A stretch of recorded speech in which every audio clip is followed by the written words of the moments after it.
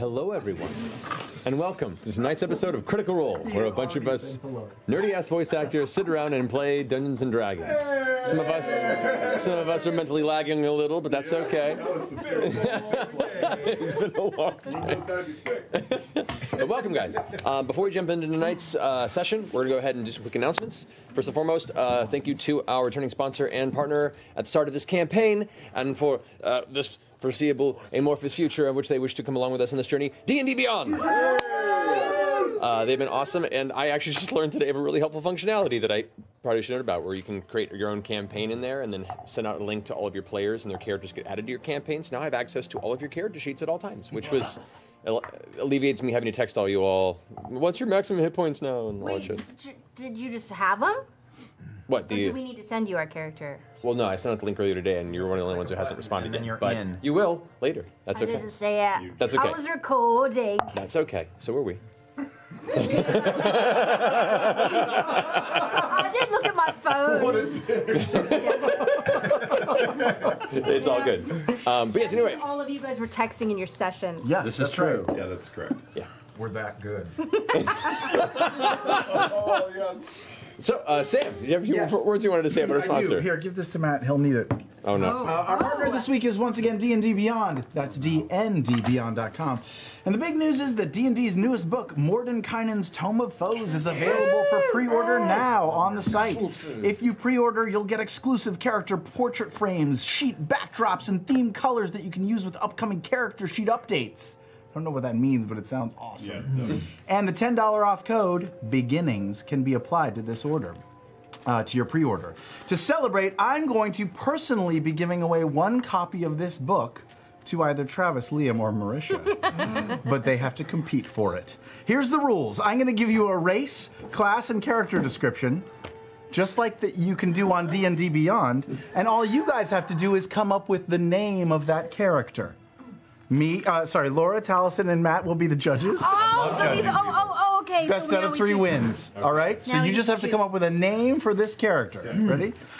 A male stout halfling swamp druid who only wears a diaper made out of kelp and loves to wild shape into manatees.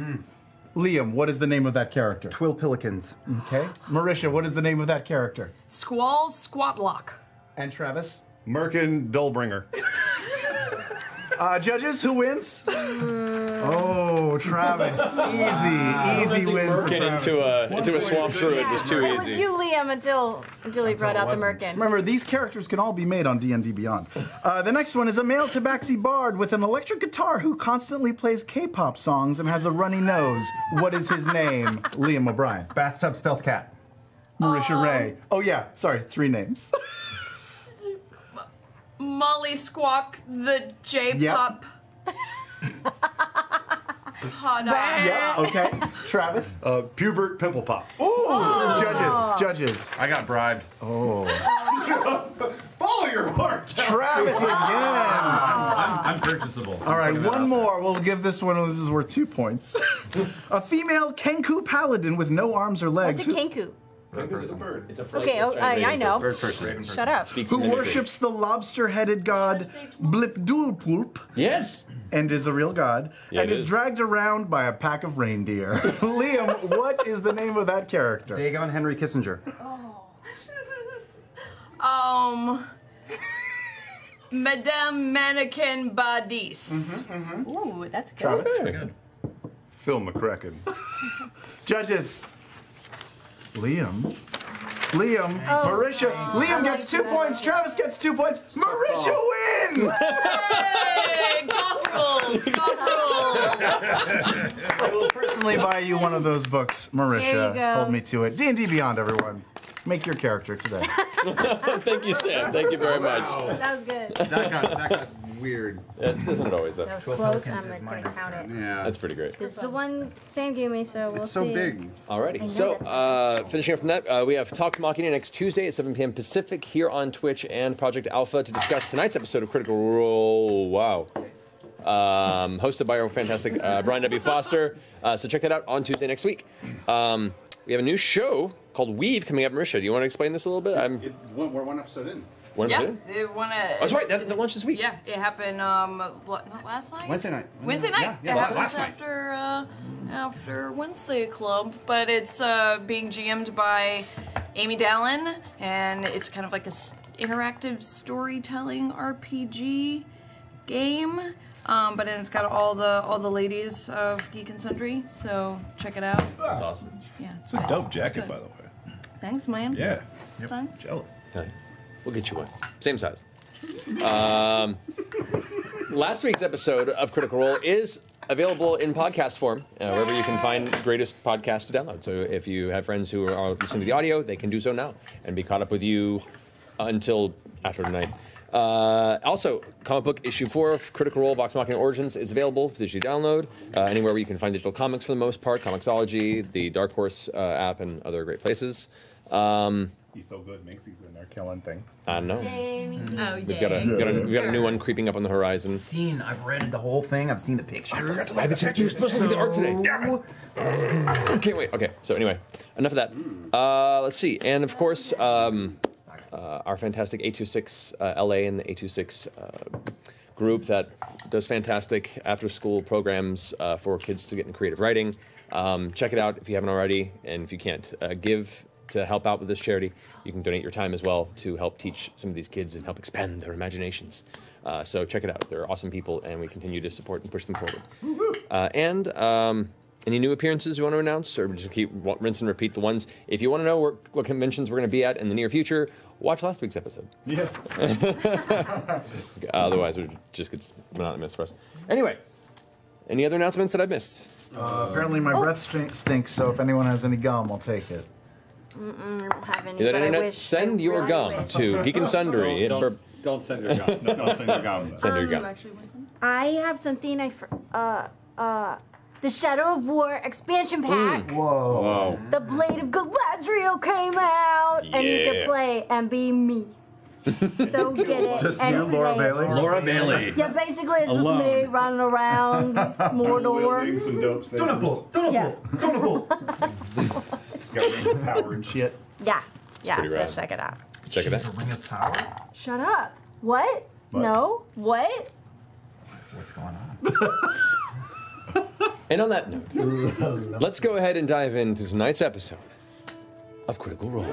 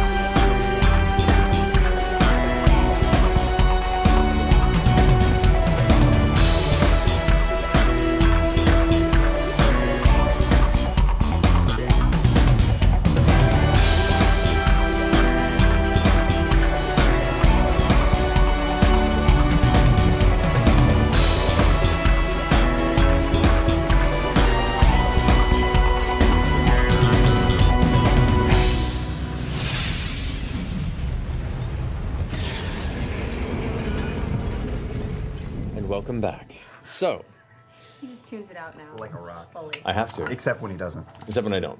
Which makes it a challenge for you guys, which does not help me. Anyway, so last we left off, the group of adventurers whose fates are slowly entwining found themselves meeting in the city of Trostenwald on the southern reaches of the Dwendalian Empire on the continent of Wildmount.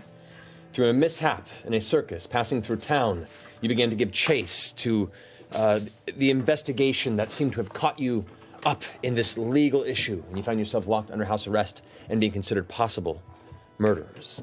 You sought the answer to this endeavor. You found the devil toad, or the Nurglid, as you discovered, was responsible. You hunted it down, slew it, brought its head back, and after arguing with a very tired and just kind of wanting to get it over with lawmaster in Trostenwald, managed to convince her enough to let you off the hook and leave most of the standing legal issues with Gustav, thus disbanding the circus and setting you and Yasha free. Yasha went on her own path, while the rest of you, the 6 of you, decided strength in numbers, and at the time being, you all seem to enjoy each other's company. Purchasing a fresh map, looking at your future prospects and your dwindling funds, you decided to head northward towards the city of Zidash by way of the Golden Road past the city of Alfield. And that is where we left off, as you had smacked the rear end of the single horse and cart and sent it spooked into the northern field. Falsetto, And we chase after it, right? You do. You chase after to keep up to it. We don't just lose he it. rides off the cliff and dies. So, being relatively before noon at this point in time, you're heading northward along the Ember Road. The well-packed dirt of the 10-foot roadway gives you a clear path towards your next destination.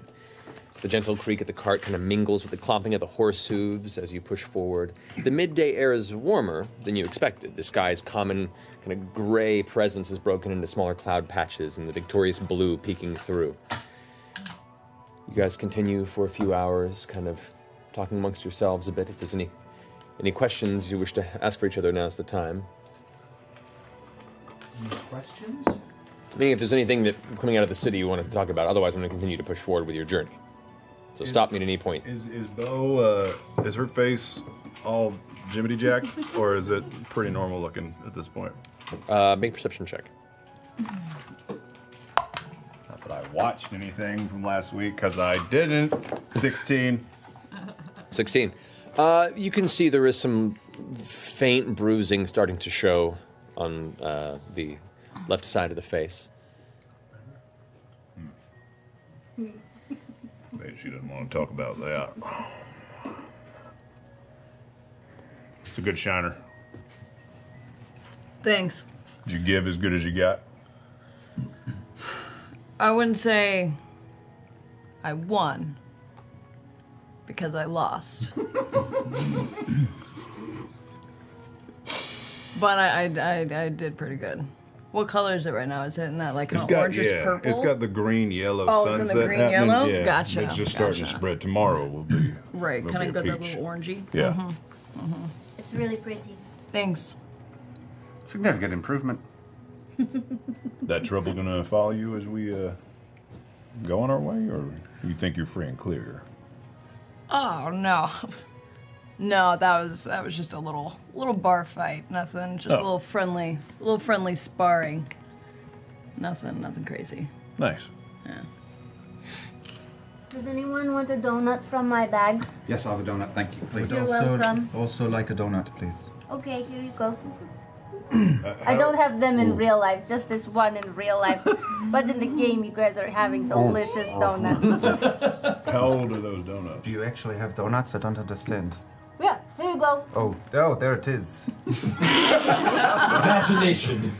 You're doing it, Peter. You're doing it. Just go in there, damn it! Bearing! These donuts are not that old. What does not that old mean? Is it means they're young, Are or they pretty new? They're pretty new, yes. Oh, 3 days new, or... Forget it, I don't actually want to know the answer. I No, just it's thought better eating not to the know. Eat donut. it, it's good. Where do we go? is it good? And do we gain or lose hit points? Sort of curious. No hit point transition, no thank constitution saves. They're a bit stale, but still tasty enough. Any lint from the bag that they were being held in? You can choose to remove it if you like, but it may be part of the texture. Lint is roughage. It adds color. That's right. It's like sprinkles. Yeah. Malimok, is this weird for you to not be traveling with your performing family? It's change, but travel's travel. So Did you travel in a wagon when you were with your family? oh yes, we traveled forever. It was constantly on the road. Once we left home, we stayed moving. Ironically, traveled in the exact wagon that you're in right now. Nice. Some things don't change. We didn't have much of a chance to see you perform. I saw you do a card reading for Jester, but things got waylaid at the circus. So what do you normally do? Oh, things. I'm not really much of a performer. I'm more just help set up, help run the shows, help make illusions, that sort of thing. I show off a little bit of the juggling. Well, you saw, yeah, like I guess you could say a techie. I show off a little bit of the short sword juggling. Oh. I got some things I was working on, like this. Yeah. You're juggling those big motherfucking swords? Yeah. You watch as he balances one kind of on the edge of the hand and then tosses it up and catches it as it falls and takes the other one and kind of glides it across, spins it up, on your nose? catches it on his chin, on his nose, he makes it hop around. It's pretty decent. Little roll. Can you swallow it? Make an acrobatics check if you want to try. Well, it's a curved sword, so not the curved ones, but I could probably do a straight sword. I'm not going to swallow a curved sword. That would be very complicated to pull off. If anybody can do it, it's you. The can tiefling certainly anatomy try. is very strange, you know. I'm flexible. I'm not that flexible. I'm pretty flexible. Yeah, I never nailed anything down for a really good act. No. A few hours into travel along the road, you catch ahead what looks to be the sight of another caravan heading southward in your direction. They begin to crest over one of the hills, and as you look forward too, the central portion of the Marrow Valley isn't just a smooth, constant grade. It's a series of rolling hills and high grasses and wheats and grains and a lot of wild weeds that have just kind of taken over the areas between bastions of civilization. How far away are they?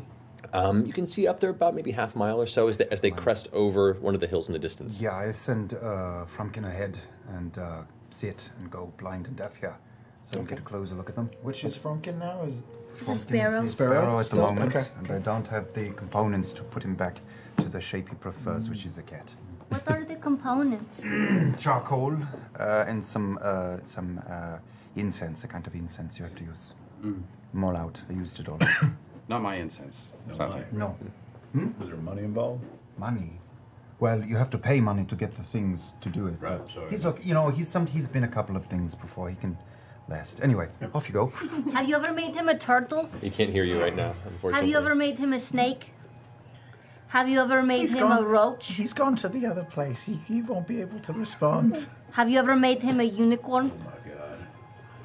A unicorn would be really cool. Like, oh. I'd like to see that. Yeah. They exist, you know. I didn't know that. Oh, They that's do. nice. As your vision crests up with the flight of Frumpkin, make a perception check for Frumpkin. Don't fuck me, Scanlan. Oh, that's not Scanlan, that's Percy, but you did fuck me, Percy. That is Try. very low. Dole just said fails, because it's a 2. It's a 2? Yeah, I rolled a 2. Okay, I mean, at a safe enough distance to look down, there are shapes. The most that Frumpkin makes out is that it looks to be 6 heavy wagons, with each being pulled. 6 heavy wagons, each being pulled by a trio of horses. That's a very heavy 18 wagon. horses. We should what? Well, we could rob them, or we could just go off the road and hide and wait for them to Is pass. Frumpkin back? Do we know all these things yet? Oh, we don't. We'll save for the purposes of Pleasant this. day. I started muttering as soon as I could see that. Well, what I saw. Oh, okay. Yeah. But Do they look like they're in armor? Do they look like they're soldiers? You can't hear you. Do they look like they're mean? They look like they're unicorns? Traders. Like traders, not. Can't hear you. Do you see? Are they carrying money? Are they carrying people? He won't be able to talk to you for a while. Because you see, he's not really there. Coming closer down the road now, the gap between your traveling troop and this caravan grows smaller and smaller. All the rest of you, I'd like to make a perception check, please. And I think at this point, Frumpkin has... Yeah. He's not back, but I released the sight. Perception check? 9. 20. Bye. Okay. Amongst all of you guys keeping an eye out, you look ahead and you can see the wagons are covered. Some of them are bundled, some of them are taller, some of them are smaller. What you do notice is at the front of each of the wagons, there's a figure with the reins that is in the process of just sitting there and occasionally making sure the pace is kept relatively steady forward. You do see, by the long robes and ornate silk mantles of the highwaymen that are holding these reins, you get the impression that they probably are from the Menagerie Coast. You two in particular recognize it's not not well-off mercantile clothing, but it looks like it's not rags for a person that makes this trek up and down the Amber Road. It looks like they're heading southward, probably returning after completing some sort of a trade run up to either Zidash or Rexentrim and spaces nearby. As the gap begins to close, there's kind of a brief moment of chicken to see who's going to avert the path. As it's only about 10 foot wide, it would be a pretty tight fit to get both your troop and their wagons past. Do you guys yield, or do you continue to push forward? I would just like to suggest we might give way. There are 6 I'm fine with that. Yes, agree. Yeah. Okay. You guys skirt your single horse. Poor thing is pulling this cart on its own. Kind of grides. It's not going any faster, really, than you guys walking necessarily. But we're not we walking. get to be lazy. Tunnels things. It's great. Because it is not a riding horse, currently it is a beast of burden, so it's about the same pace that you're going. But as you guys pull slightly off into the grass, the cart kind of bumps as it hits some rocks and patches of dirt and thick grass. They continue to pass, and as they do, you see the individuals. The one in the front has what looks to be a thick scarf kind of tossed over the shoulder, obscuring part of the face, and just kind of gives like a hand salute up to you as it passes and a bit of a head nod. As you wave your hand frantically, the kind of a bit of eye contact is made and continues past. Are you going to Nicodranas? No response. The first cart continues past. Hi, are you going to Nicodranas? The next one kind of looks over to you for a second, the head cocked a little bit. No, we are on our way to Port Zun. Oh. By way of Nicodranas. Ah. Did you come from Zidash? We briefly did, yes, but we are returning. We have finished our wares, and we have things to bring back to sell. How far is it to Zidash? And at this point, he's like passed by you and starting his voice gets a bit louder over his shoulder, and he's like, from this point, it's probably around 150 miles. Thank you. The next one continues, one after another. You begin to get a better look, too. The ones at the front that were like pretty heavily covered, as opposed to the ones in the back, which are a little taller. And as you look into the back, there's little flaps and openings on the inside. You can see there's like families traveling. Does it look like they have any wares that they're traveling to trade? Make a perception check.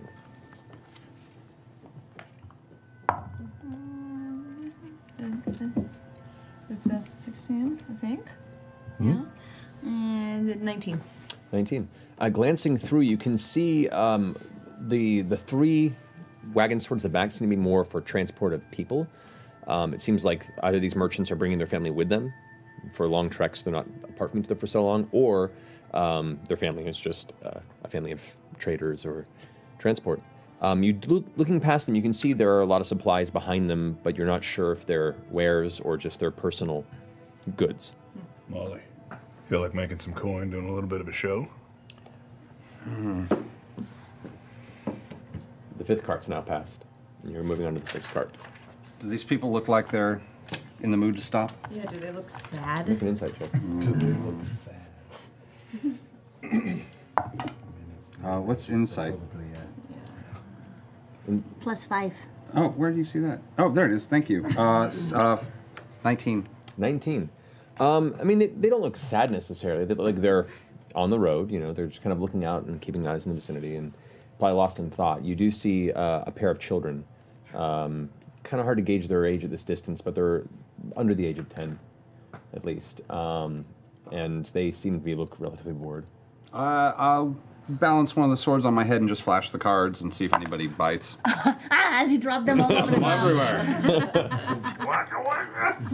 ground. You watch as the young boy, he has this kind of tangled black hair that kind of poofs out a bit in the sides. He has kind of a deeper brown skin, and he looks up at you with bright blue eyes, and as soon as you begin bouncing the sword, he kind of smiles a little bit and kind of like jabs his elbow into his sister, who's a little bit older than him, and glances over and points. They both kind of point towards you. You don't hear anything, but they just point and smile as their cart pulls away, the 6th cart, making distance from you. He can tell your fortune! They didn't poke the parents. They're stupid. But so, the caravan continues without you. Oh, it's very good. Is it? Yes. What does it mean? It means that you're on a cart. It was the chariot.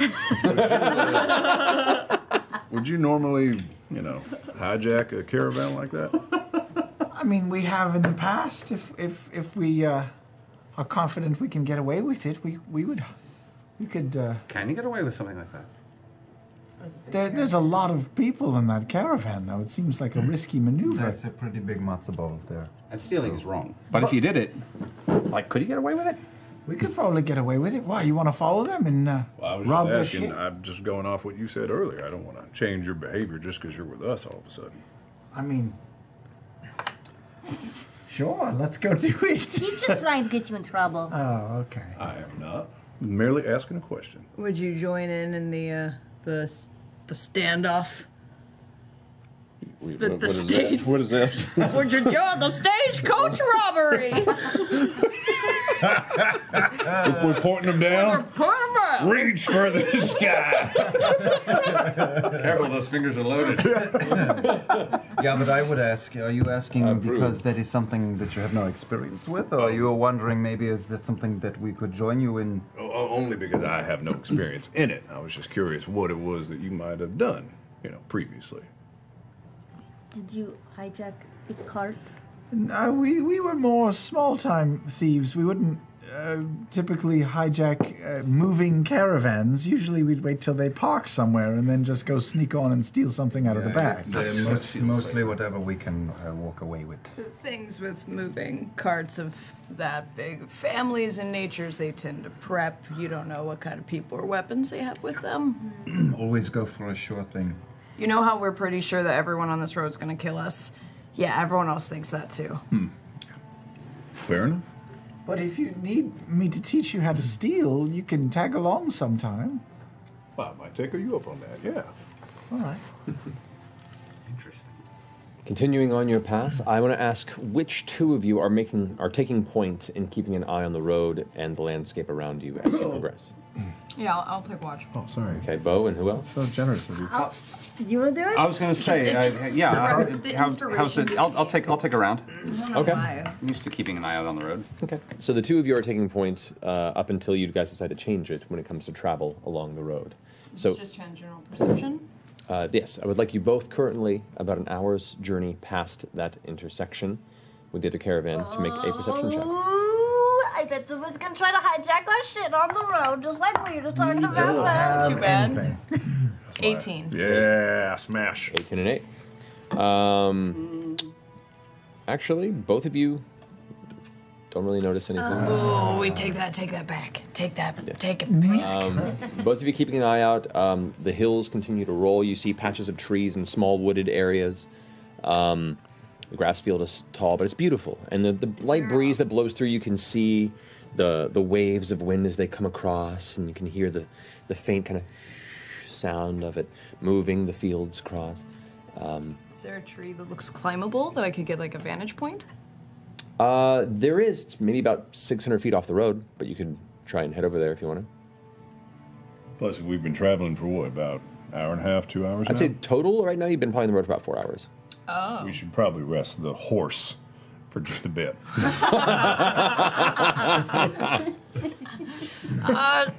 Sure. Anyone want to take a quick pee break? Yes. Yes, please. All right. Let's go over to the bushes. All right, so do you guys leave the cart on the road, or do you take it off the side? We should leave a We should- guard with the... We should lead it off the road. Yeah, That off the was- road. Also, Can we does- take it with us fairly easily? I mean, you can. The progress will slow a bit because you're now taking it through the hills and the field and having to push the cart through the grass. So No, we should take it off the road. Just Off the road, but we don't have to go all the way to the tree. I can. I'll sit with the cart for the first roll. Well, I'll stay with you. All right. Where are you going to do? I'm just gonna go check out this tree over here, see if I can get a little better advantage.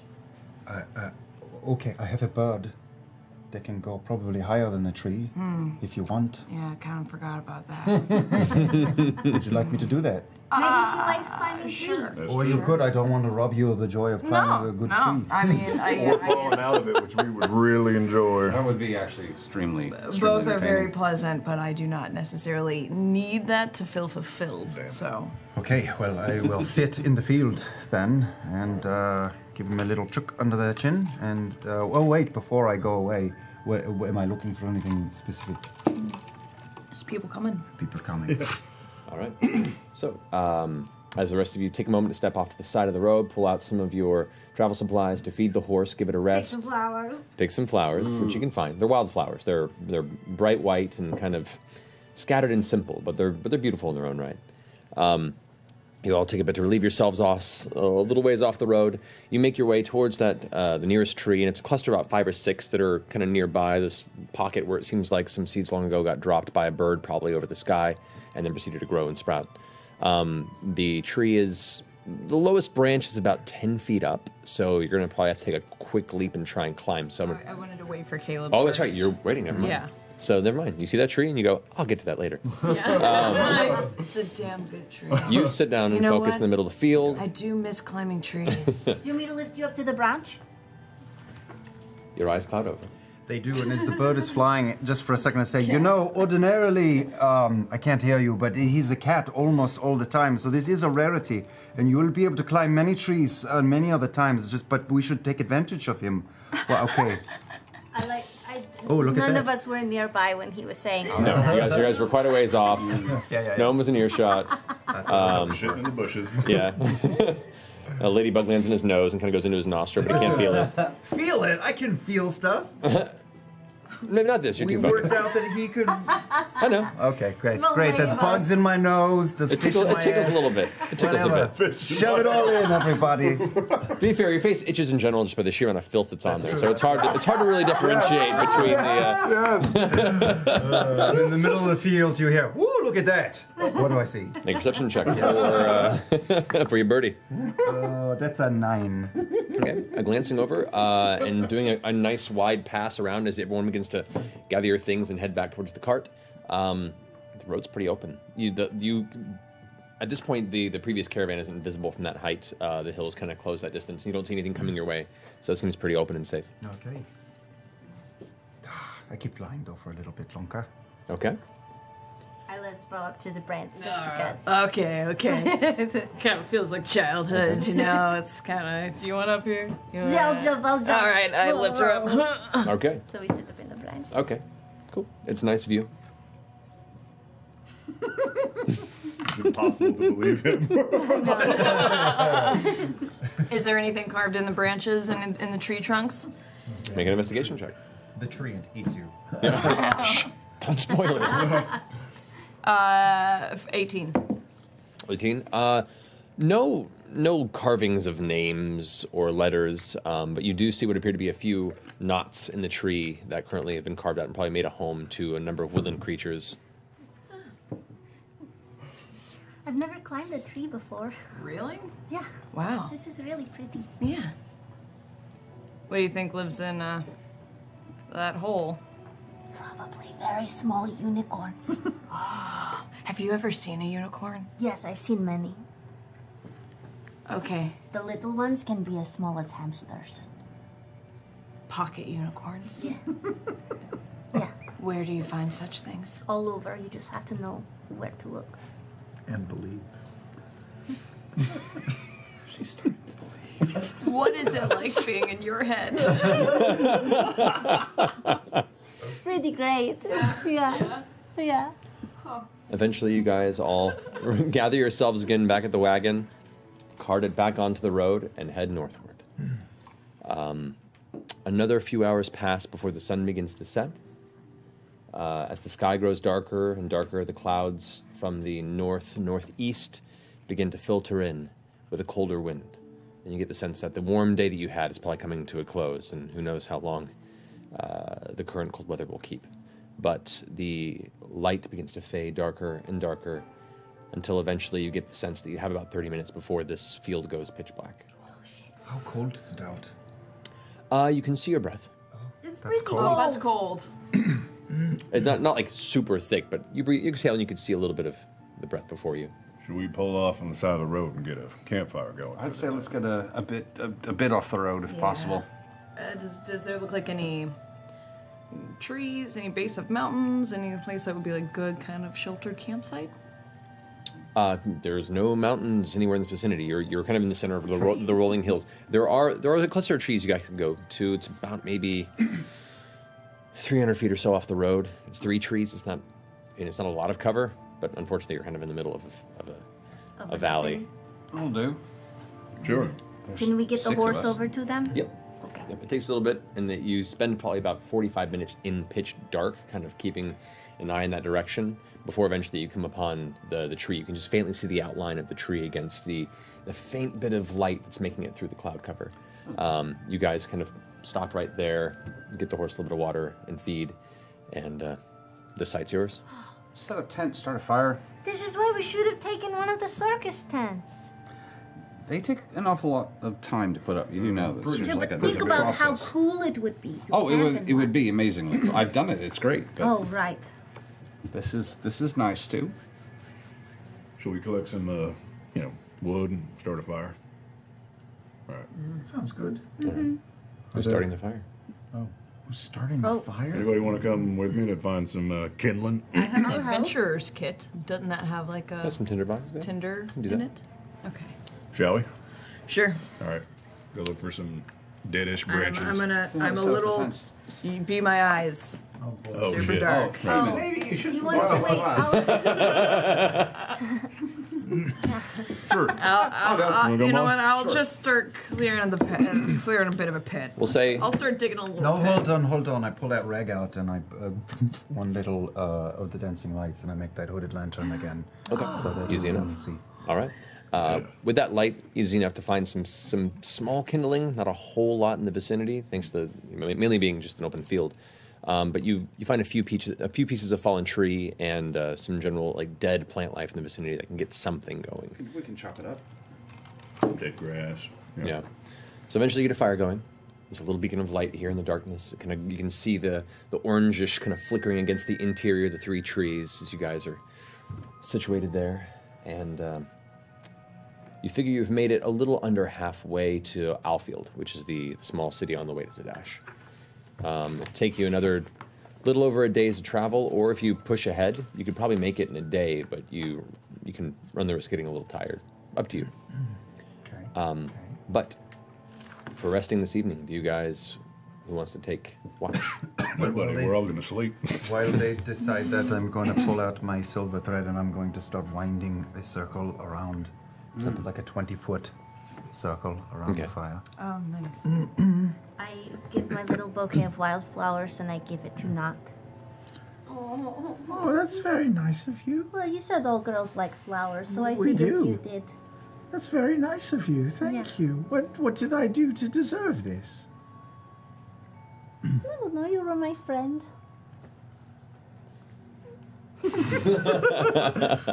Single tear pours on a porcelain cheek. I'll take first watch. Everybody has a little ding. So I hit a little bell that I have this part of it. And that's it. I'll sit up with you, Jester, and take first watch B. 1B. I like it. All right.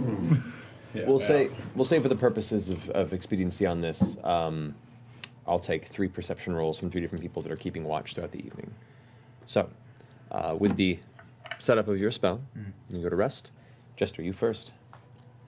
Oh, god damn it. Oh, that's pretty good. Yeah, I won. So pretty good. All right. Natural 1. About 10 minutes. Sorry, guys. About 10 minutes into your watch, the inspiration hits for you to just start drawing interesting faces and weird trees, and you start just sketching into your Little sketch tiny book. hamster unicorns. There you go. There you go. And so as you begin to sketch down, you are not paying attention at all to the air around you. It's really cute. So cute. Little floofer boots. All wrapped up in like a little swaddling blanket. Little hamster tails is. Clear as day. Oh my god. Giant miniature space unicorn. However, I think Jester might be cuter than even though you unicorns. rolled really poorly, your watch goes through unabated. Oh. Second watch. Who's taking that? I Oh, will I'm so stay- tired. I will stay up for a little bit, yeah. All right. Go ahead and roll perception check, please. Caleb. Caleb. Kayla. Oh, that's pretty good. That's a 19. Whoa. Okay. Keeping an eye out at this point, you see a little ways off. It's hard to make out any shapes because you're human eyes, and with the firelight that's near you, it's your eyes can't adjust to the darkness as well. But there are bits and pieces where the clouds do break and the moonlight comes down, and you can see what looks to be a distant shape that's just kind of moving through the field, maybe about 400 feet off. It's just over, like you can see it just pushing through the height of the grass, and it's just kind of moving slowly. Am I the only one awake at this moment? Yep. I slowly jiggle, not awake. Get up, get up, get up, get up. It was violin class. Hand over mouth. What's going on? There is a thing out around our fire. A ways. Why did we leave you on watch? You can't see in the dark. No, I saw a shape. It's not dark, there's a fire here. Okay, okay. Let me sneak around and look. Right. We don't want to wake everyone because... Because we want them to die? I think we should probably wake everyone. It's nothing, then they'll be upset with us. There's nothing more dangerous than... No, she's the most irritable. There's... I'm what? Sorry. Did you say I'm fucking irritable? She said you're the most... She said most beautiful. There's a thing out there. Out in the field. Something is moving. Two humans. Look at the field. I'm gonna go look. I can see the dog. No, wait here. I'm gonna dart off sort of in a flanking... Make a stealth check. Flanking maneuver. 18 plus stuff. And as soon as I see her do that, I start swatting forward on the back to wake him up. What do I see? What do I see? You vaguely see like this shape moving, but it's hard to see. It's only because of the moonlight. All right, Nod, as you stealth up and quickly move through the grass, eventually you hear this, and you glance up and can see there is not one, but 3 large buffalo-type creatures that are just kind of lumbering through the field. Buffalo-type creatures or buffalo? You're not sure. You're not close enough to see. You see they're bipedal. They're thick. They're muscular, and they have these large kind of horns that curl off to the side and out. And there's 3 of them just kind of moving. It's like quadruped, not bipedal. That's How far am I from the camp? quadruped. We're buffs. How far am I from the camp? You're about maybe 80 to 100 feet from it. Cool. I'm going to pull out a piece of copper wire. And remembering the motions that Caleb taught me, I'm going to twirl it around in my hand and hold it up to my mouth and whisper a message just to Caleb. Shit. What?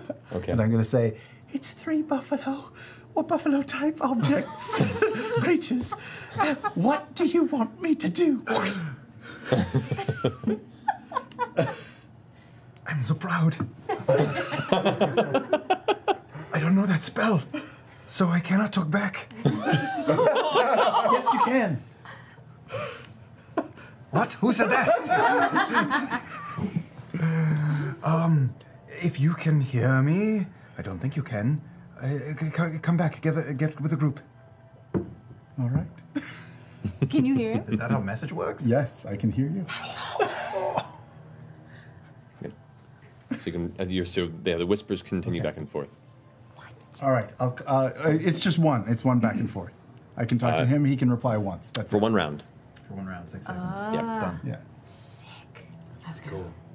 But it's a cantrip, so. D&D texting. Oh my gosh. I love it. Oh, if it's a cantrip, you just do it over and over again. Yeah. Is it a cantrip? Is it? Oh, it is. What? This is exciting. What a cool cantrip. I've never had magic It's before. like it's 2 soup cans with a string. Essentially, yeah. How far does it go? You don't know. Yeah, there you go. You're drawing hamsters. Oh, the cutest unicorn hamsters.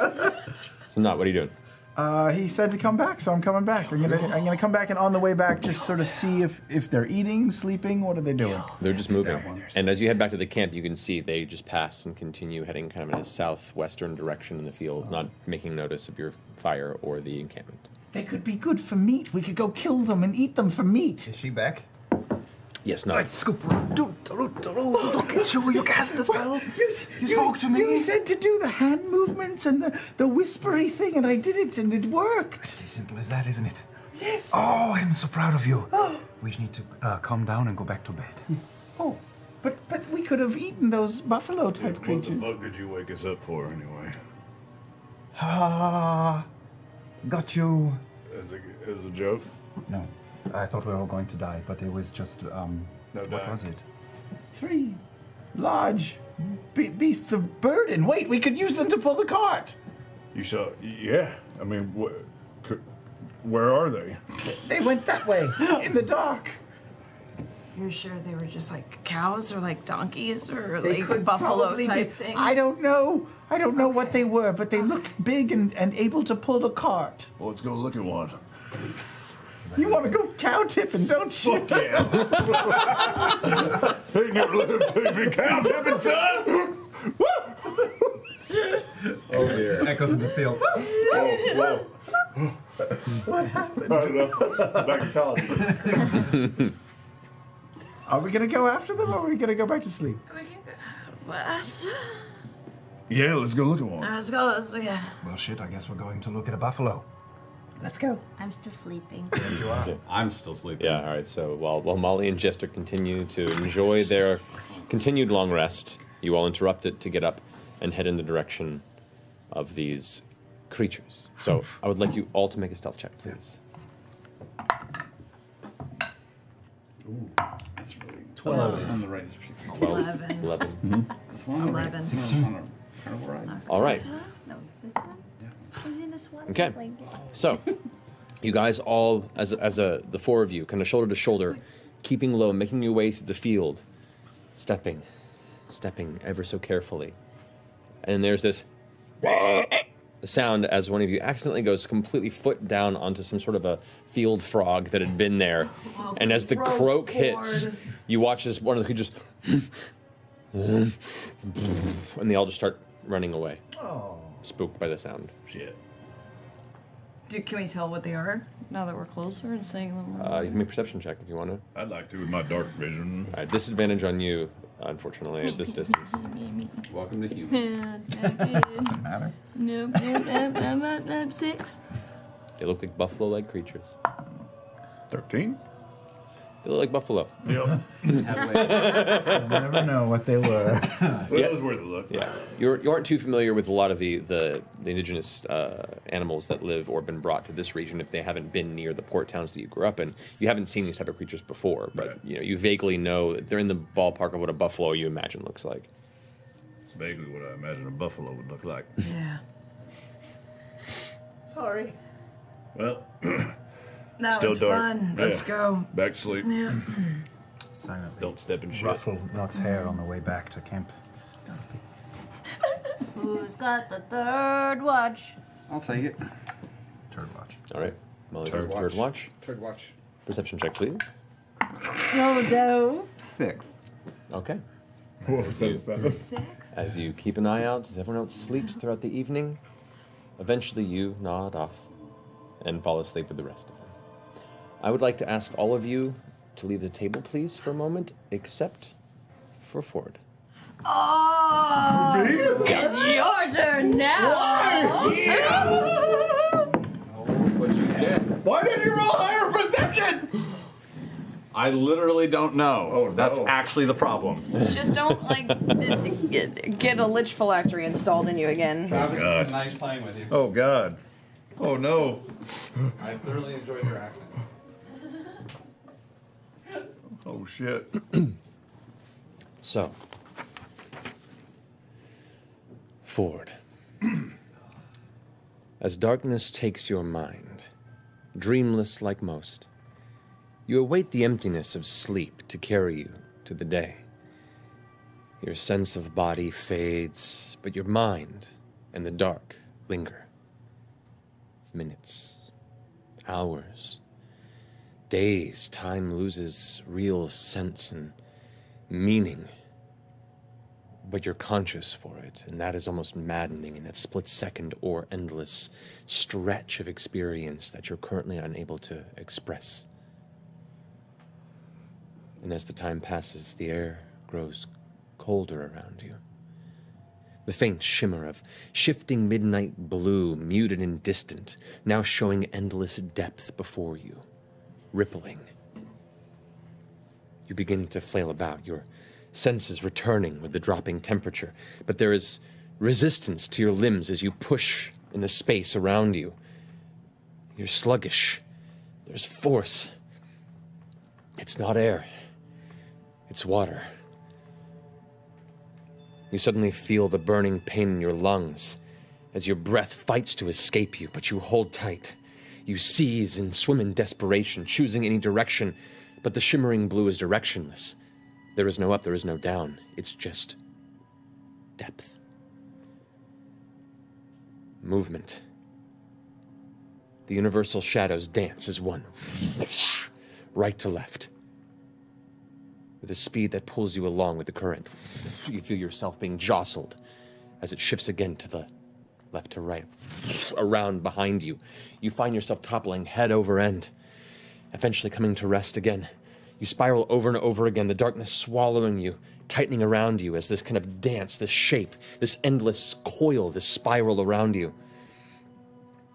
As the current tugs at you, battering you, you cannot fight anymore as the increased power of the current pulls on your form. You cough, and the freezing waters rush into your body, the briny taste of salt water stinging your insides. Your wincing eyes open, with the pain that clutches the interior of your chest, only to see a gargantuan mass moving through the water around you, like a massive noose closing in. The pain in your chest vanishes as your breathing normalizes. Thicker than air, but breathable all the same. It feels strange, yet weirdly familiar. In that moment, yellow light bursts before you in the shape of an enormous yellow eye. An impossibly low tone rumbles through the waters around you, shaking you to the core like an organic war horn the size of a canyon.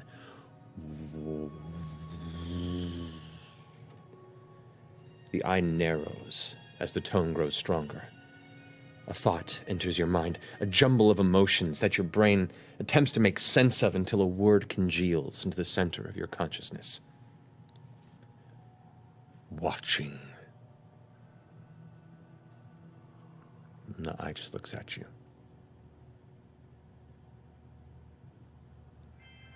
Waiting. Expectantly.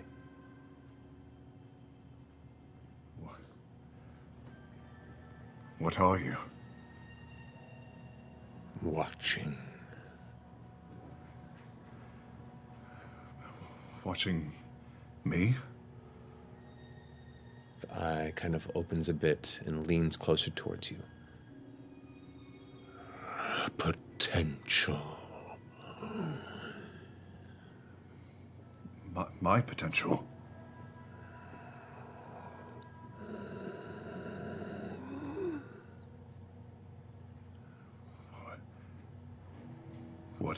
What are you asking of me? Learn. Learn? Would you have me learn? Learn. Grow. Provoke. Consume.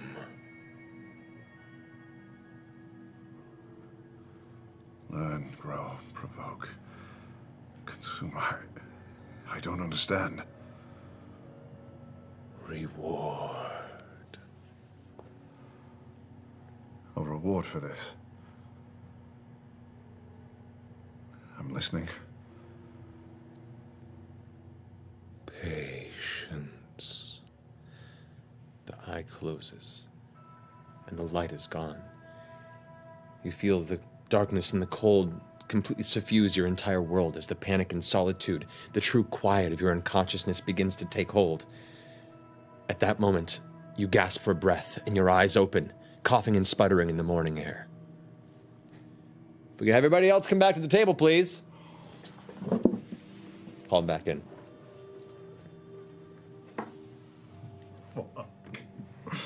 Fuck you.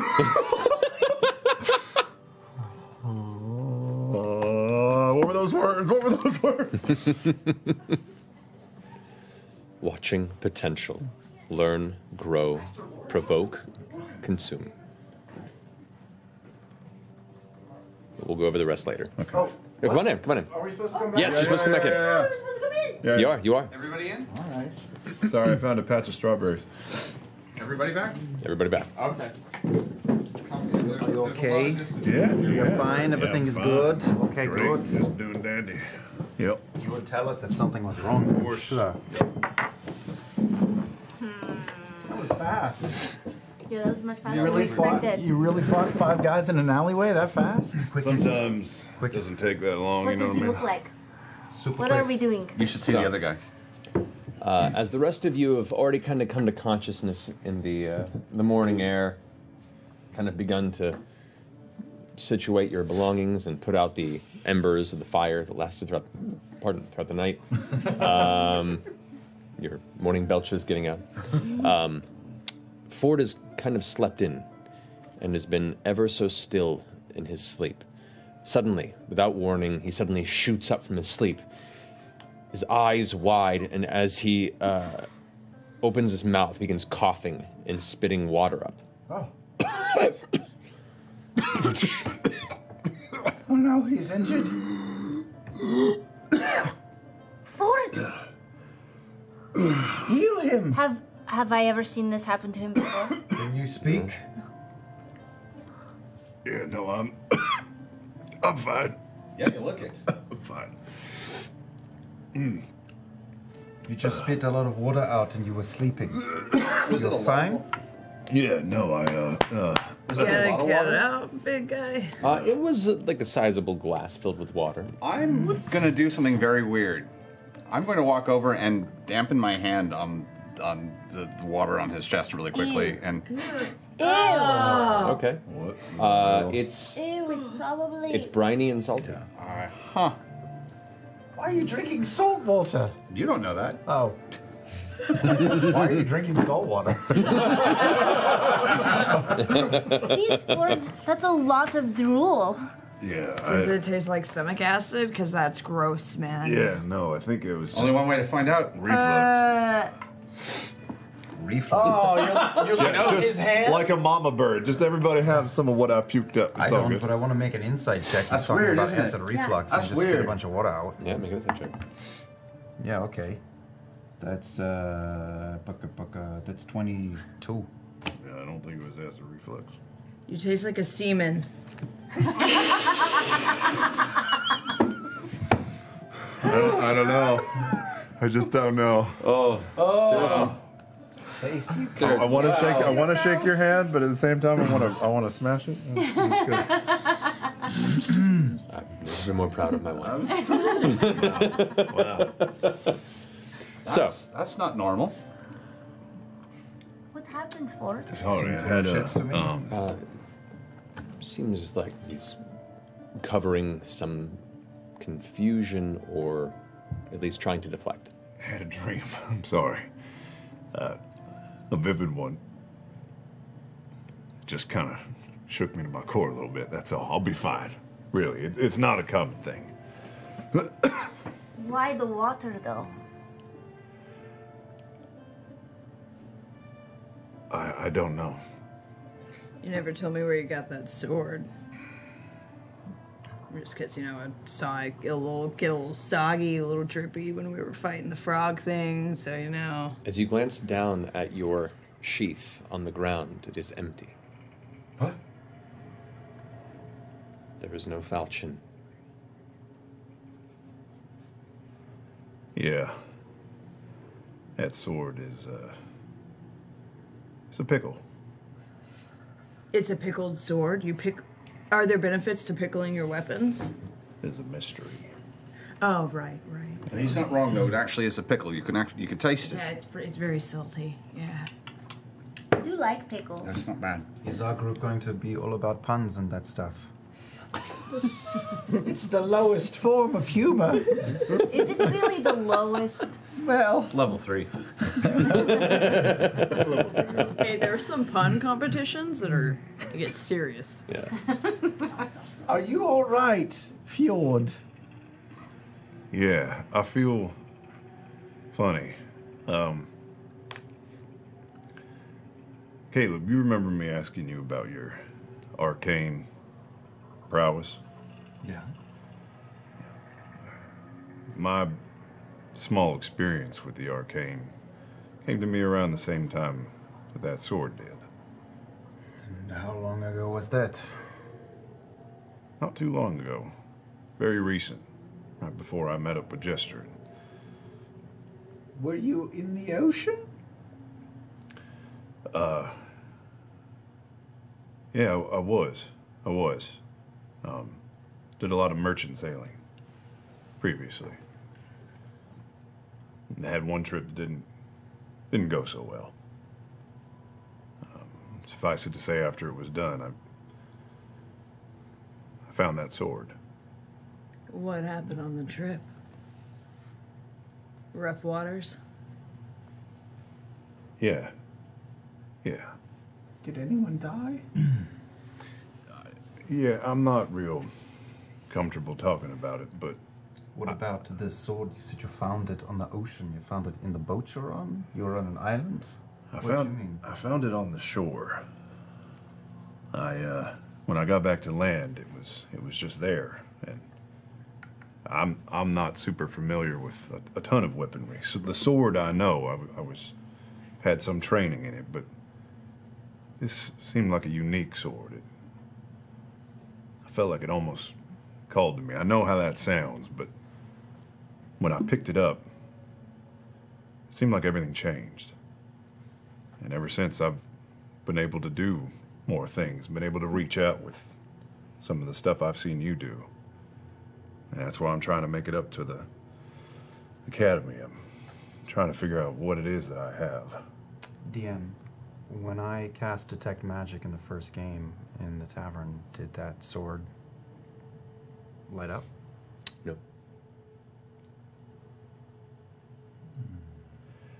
I don't mean to alarm any of you, really. I'm trying to be as forthright as I can.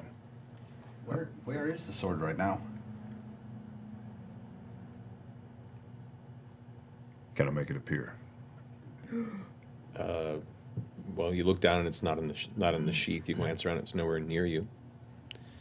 And if you focus, reach down. He looks down at his open palm, and there is a flash of greenish blue teal energy out of his grip. And there, clutched within his grasp, you see the falchion coated in the remnants of sea floor life. You see the barnacles encrusted around the edge and up the back of the blade. You see as it begins to just drip water of the same kind that was coughed up by Ford this morning. You can see why I'm a little curious about this item. That's a great trick. Would you, I don't even need to touch it, but would you trust me to study it for a moment? Do you have any experience with items like this? Well, I'm good at figuring things out. I'm clever. I might be able to help you with that. I've read a few. He's kind of obsessed with like underwater life and mermaids, so I've read a few books. Could we revisit that idea, perhaps? I'm sorry, the night has left me a bit shaken, and I feel like I just need a moment to kind of get my bearings, if that's all right. Yeah, you can understand that we would be curious, but I don't want to push anybody. I mean, we've just met. Of course not, and I don't want to make anyone feel uneasy. I'm, again, trying to be as transparent as I can. I don't quite understand. And I appreciate your patience in advance, and I make it vanish. You watch as it just disappears out of your grip. When he says he doesn't quite understand, is he telling the truth? I was Would that about be to the say, same I want insight check or insight a new check one? as well. Yeah, you have to make a new one.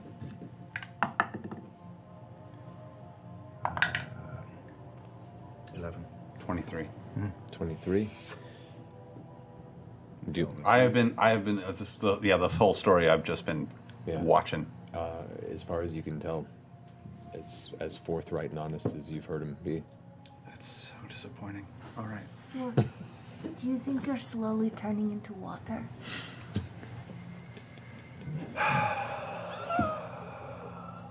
Nope. I hadn't considered that terrifying thought, but thanks. I'll just add that to the fucking list. If you feel like it's happening, let us know and we'll try to catch you in a jar. In a jar. Well, I mean, Unless he runs away. We're not going to let you run into the dirt like a... maybe something can happen and... Tell you what, I start sweating real hard. I'll let you know. Okay. It's fine. It's fine. It's fine. Has that happened to you before, by the way? The whole waking up, coughing, salt water thing? I don't really remember. You wouldn't have to remember that far back. You said that this all started just a few weeks ago when you made this one. I don't really remember my dreams all that well. They kind of leave me quickly. I remember all of mine. I don't know. I've never seen him wake up with water all over him. Well, excited to see what unfolds. Shall we? If you're gonna vomit something, I mean, salt water is pretty decent. It could have been way Of all worse. things, it's way better than vomit. Oh, Yeah. it's far superior. Yeah. Already, you're proven to be an asset. And if we get really thirsty, we'll just come to you in the morning. You can't drink. So no, you Salt can't. water. You can't do the salt water. It just makes you thirstier. Dehydrates really? you. It's. I know. It feels like you should be able to, but you can't. Oh. Yeah. Should we get back on the road then? If you wouldn't mind. How is Horse doing today? Horse? How's Horse? What's his name? Mr. Horse. I was wondering the very same thing actually all night. Mr. I was H. wondering what we would call. This horse. Yeah. Well, maybe he has a name, Molly. Does the horse have a name? The Norse had the horse. If it did, I'll just make one up. Norse horse. It probably had a few names Yeah. in travel, and you've gone through a few horses, and Try not to name them. We're just gonna end up eating them when they die. too. Yeah. Just named so whatever name is.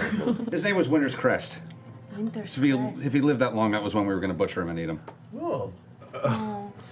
You can rename him. It's fine. I He's like just it. It's like a celebration. That was the plan. Maybe for sure we'll just call him WC. Okay. You were going to butcher him at Winter's Crest. Yeah. And that is that's a special treat? Well, it means you're gonna eat meat, and then you're gonna make some jerky, and then you're gonna buy another horse with the money you make. Interesting point too. should buy that then. For most of you, Winter's Crest would have little meaning. It's largely celebrated in continents to the west, as it is specific to a historic event that did not happen in Wildmount. But we're a carnival. But you're a carnival, so you guys have kind of more of a vast and strange knowledge. celebrate of everything. So always says Winter's Crest. It maybe. Thank you. Maybe Bo. Have I ever read about it? I feel like my mom saw lots of I've read visitors so from many other books. places. It's possible, but just for a bit of Thank you information. I feel like the snooty town that I came from would have like a Winter's Crest festival, kind of like how we have Oktoberfests out here. Just a drinking Even festival. though we do have There you no go. real Totally get the business idea. having them. Yeah. Just glug. Right. Just lots and lots of Really do it? glug. Oh, Yeah. God. All right. As you guys look off at this conversation with the horse is currently about 30 feet off in the field, just kind of like eating grass out of the field. If you're on the road long enough, you eat a lot of animals. You eat a lot of beasts of burden. I wander over to the wagon and I just go and sit down and start drawing. Okay. Because I need to. Okay. I need to spend a little time. I pull not over. Do you know what WC means in Zimnian? What does it mean? Toilet. It's a pun. I get her now. All right. As you guys gather up in the fresh morning air, back into the cart, Do some pull-ups on the tree branches. as Bo just gets nice and swole for the morning. Morning pump. And Vasquez. Just a little bit. Too bad, Baskin.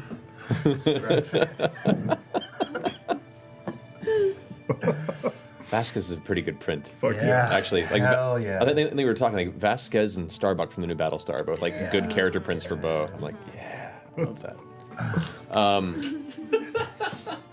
All right, so as you guys bring the cart back up onto the Amber Road northward, you begin your second day trek. You guys push on for a few hours. Is it still Bo and Molly Mock keeping point? I'll keep. I don't mind. Have both of you roll a perception check, please. Do we have the highest perception? I did until it bounced. Fuck, that almost got samesies. Same 11. 5. Okay. I have decent perception too. Calm fields. I might be distracted looking for things that I can, like, pluck out of the fields. Okay. All right. You push on for a few more hours. The afternoon's starting to get late. You can choose soon, when it gets dark, to set up camp again and stay another evening out in the fields, or you get a sense, looking at the map that you had procured, that if you push an extra hour or so past, you could probably make it to Alfield before the night's done. Let's do that. Most of us can see in the dark. It's not a big deal. Yeah. Yeah, you guys just hunker down in the wagon, okay? You be safe. Deal. Must be nice. Okay. Can't say that. Alrighty.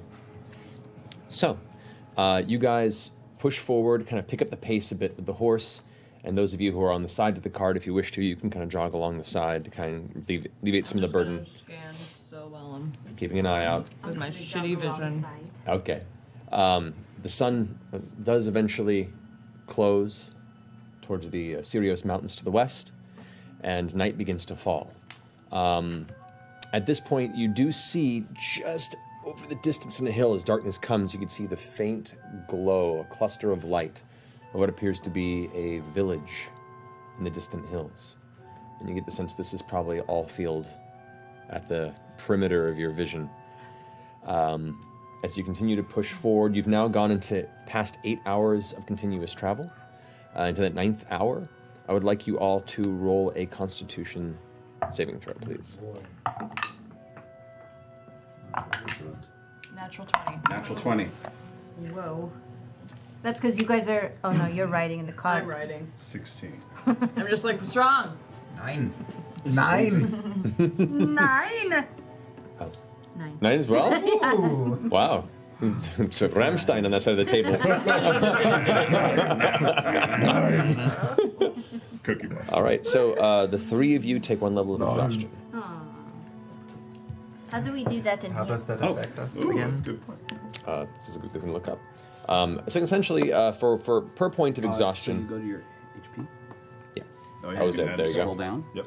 So yeah, so you have disadvantage on ability checks until you take a long rest to get rid of it. Oh. So, Disadvantage on abilities? yes. Okay. On ability checks, so like skills and things like that. Okay. Ogie. All right. You guys you're a few, you're probably about a half mile away from Alfield, and it looks, even at this distance, a bit smaller than Trossenwald, where you were. You can see the faint clusters of trees on the kind of northeastern and northeastern sides of the city. Otherwise, it's just kind of in this little pocket beneath a few hills. It's a bit podunk in size, you can gather from this distance, but it's welcoming. There's a flash of orange light in the outskirts of the town. Did that look arcane to me? No, it just looked like a flash. Okay. I mean, it could have been arcane. It's hard to tell at this Okay, distance. It's yeah. quite a ways away. That's weird. This is the second one. And you just faintly see what looks like the distant curl of flames beginning to spread across what appears to be a roof. Oh, shit. Oh no. Kind of think we just watched someone commit arson, you guys. That's not How really... far away? Let's go kick their ass. About a Yeah, half yeah, a let's do mile. Does that. it look like the fire is spreading at all? I mean, as you sit here and Yeah. watch, We're walking. yeah. Let's head that direction Yeah. and start yelling at people. Yeah. Full sprint. Okay. Fire! You guys begin to go into a faster jog in that direction. As you do, you can see the fire is now beginning to consume a handful of buildings, and the flames are beginning to flicker higher. You begin to hear in the distance this, a very, very faint, like a high-pitched yelp or some sort of a screech. It's hard to make it out at this distance. It's kind of an open field area, and it's mingling with what sounds like now dozens of voices screaming and entwining. As you can see, the uncontrolled flame still progressing on the eastern side of the village. You can just see, as you get within a few hundred feet of the western side of Alfield, people just running. Villagers, probably a few hundred of them, are now just running out of the town as you guys begin to approach. Towards you and out into the field. So as you're approaching, they're coming in your direction. I'm gonna stop one and ask what happened. Okay, as you glance over, you see what looks to be a family of 5 halflings rushing right past you. The mother's dragging two of the younger ones by the hand while the father is running alongside the eldest daughter, probably in her teens. The father wears like a leather cap and has like a handlebar mustache and kind of simple farm clothing. And as you shout out, he kind of makes your eye contact. What has happened? Oh, I don't know what happened. They started to burn the building and these things started to rush in. The city's under attack. What things? Big thing, dog face, I can't really. Come on. Dogs and they just keep running. The At this point, you guys can see more are fleeing, and as you get closer and closer, about 100 feet outside of the city, you watch as the droves of people are beginning to get, at least either the ones that are actively fleeing have made it out of the city, or in the process, the stragglers are still coming through. You see what looks to be a young human man with kind of scrappy, tattered brown hair, a bit of blood kind of dripping down his face, running before his back arches, and he falls into the grass, and you can see what looks to be an arrow protruding from his back. At that point, you can see, standing up from behind one of the exterior walls of the city, a humanoid creature stretching up to about 7 feet tall. Muscular torso with thin, dog-like legs. You watch his extended neck with spots of fur. These ears curled upward as it has a dog-like snout to the front of it. Werewolves! You watch as it leaps onto the back of this fallen villager, bites into the shoulder and tears a chunk out. Swallows it before it growls into the air. Is that a were hyena? Have we seen these things? You before? have. Yeah. You've encountered a roving band of these on your way southward. I believe. I think they're. Well, we don't know what they're called. We just fought them. I don't know what they're called. We fought one before. You don't have to kill them? You just hurt them until they die. It swallows the flesh, grabs the body, and then darts back into the city, dragging the corpse of the villager that it's just killed with it rapidly. Oh, God. Well, that's weird. So. Is it a walled-in city, or is it just huts here and there? They're small, like waist-high and like shoulder-high walls that kind of are partitions here and there. But it's largely a farming city. No, not at all. Is he within range to hit with a spell? No, he's about, well, it depends on the spells, but right now he's about 200 feet from you, and he's running into the city. And you can see the flames are further in, but you can see the orange glow kind of flickering in the distance. Can I do like a quick scan and see if I see more? Perception check. Don't fuck this up. That's okay. 17. 17. In the immediate vicinity, you do not. You see more people from the village starting to run out screaming. You see a handful of crown guard kind of come out, and one of them looks wounded and is kind of, to the north, where are they coming from? And you see the two of them dart off northward into the city. What are you guys doing? I'll chase after the crown guard. Okay. I guess We'll go after the one that stole the guy. we'll go after the one that stole the guy. Is this making my spider sense tingle? Can I track them? No. Okay. Like these, you get the sense at the moment that there's no active ID that these would be considered a creature that would draw your attention. All right. As you guys all kind of, are you leaving the cart there on the outskirts? Yeah. Okay. Yeah, we leave the toilet behind and we run in. All right. As you guys go charging into the city, you're kind of pushing past fleeing villagers, and you can see some of the buildings now have been locked shut, and you can see faintly through the windows furniture being boarded up from the inside. People are just kind of hunkering down for whatever this assault is. As you enter, you see the Crown's Guard kind of went northward, but the one creature that you saw charge in went straight towards the heart. And right now you can see there's two main streets that bisect this small village. There's one that kind of goes at an angle northwest to southeast, and one that goes kind of right towards the center, west to east. And as you head towards the center, you can see the flames are more near that central square. As you guys begin to run, kind of push past a few more people, the smoke is starting to billow up, and you can see now there's embers kind of rising and then falling. It's like very faint, ashy rain of small points of reddish-orange light that begin to fall with the ash. As you turn around one of the buildings, you can see now there's one of the side walls. You can see 4 Crown's Guard all ducked down behind the wall with crossbows and longbows, all kind of back behind it. You can see one that's adorned with looks to be more ornate armor.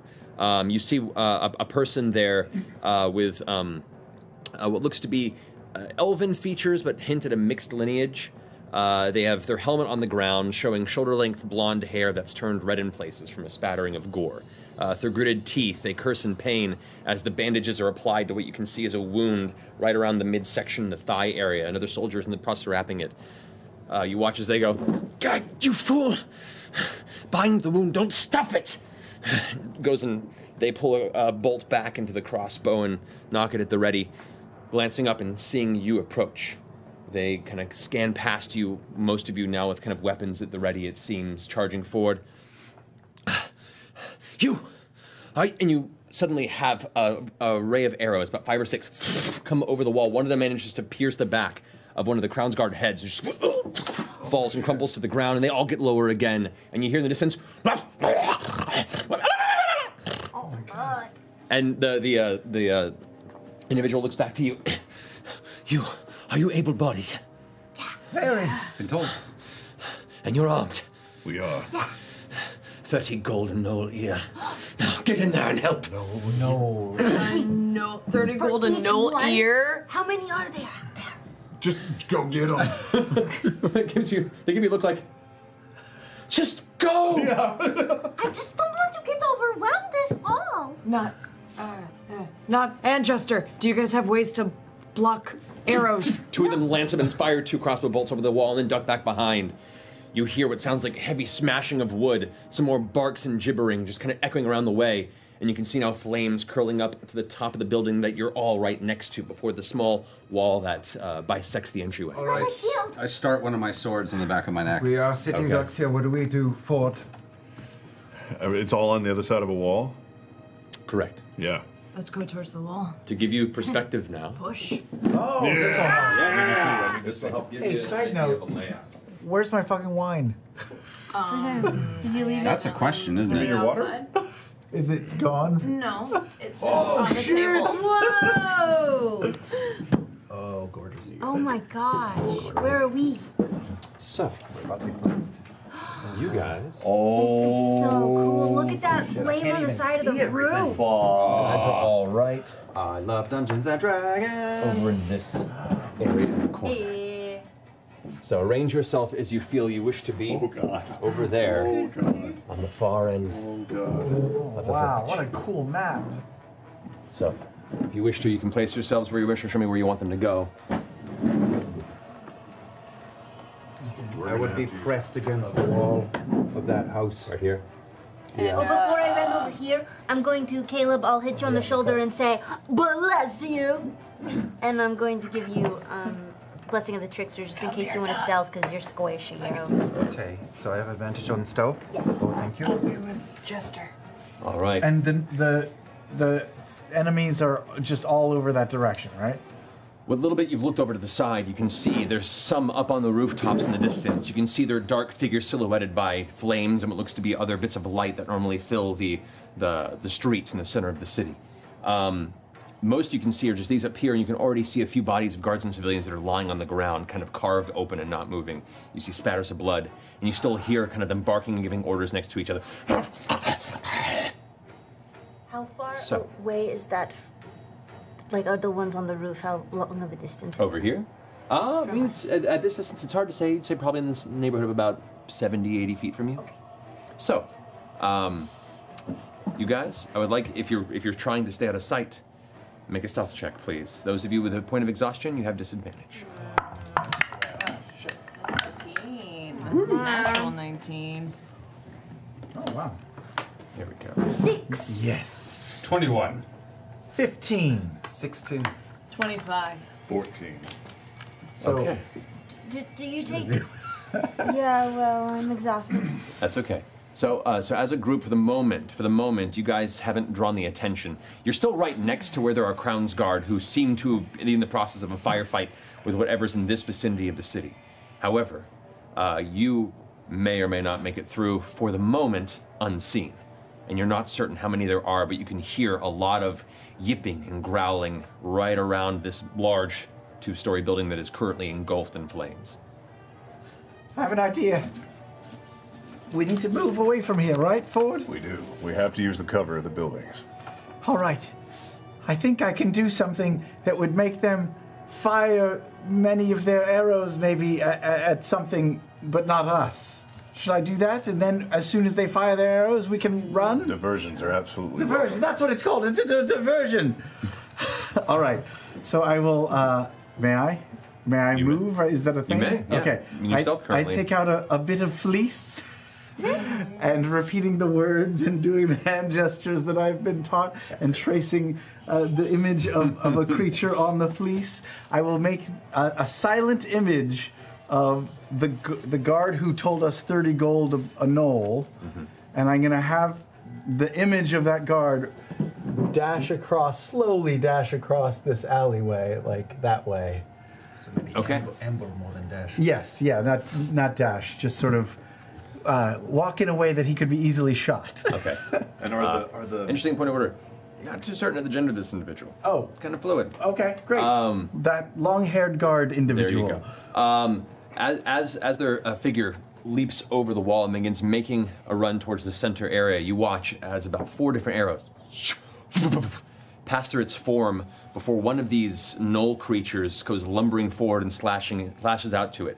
This gnoll, interestingly enough, the other ones you see are all, the one you saw before the city are, built and muscular. This one seems to be porous.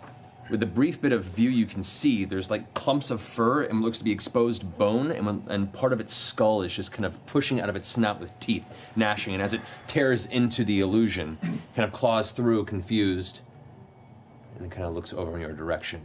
As you're finishing drawing your blade across your back, what normally would be cold energy suddenly flickers into this beacon of bright white light.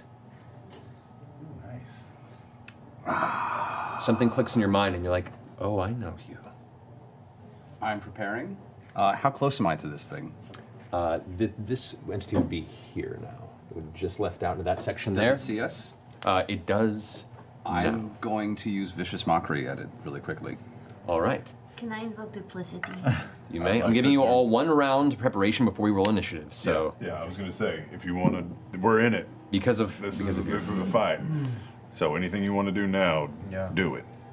I mutter a few words, and my form starts to blink in and out of view, and then there is another Caleb next to me, and another Caleb next to me, shifting, blinking, flashing back and forth, and it's kind of hard to see where I am. Okay. And is that concentration? Yeah, it is. All right. I'm going to put a concentration marker on you just so we remember it.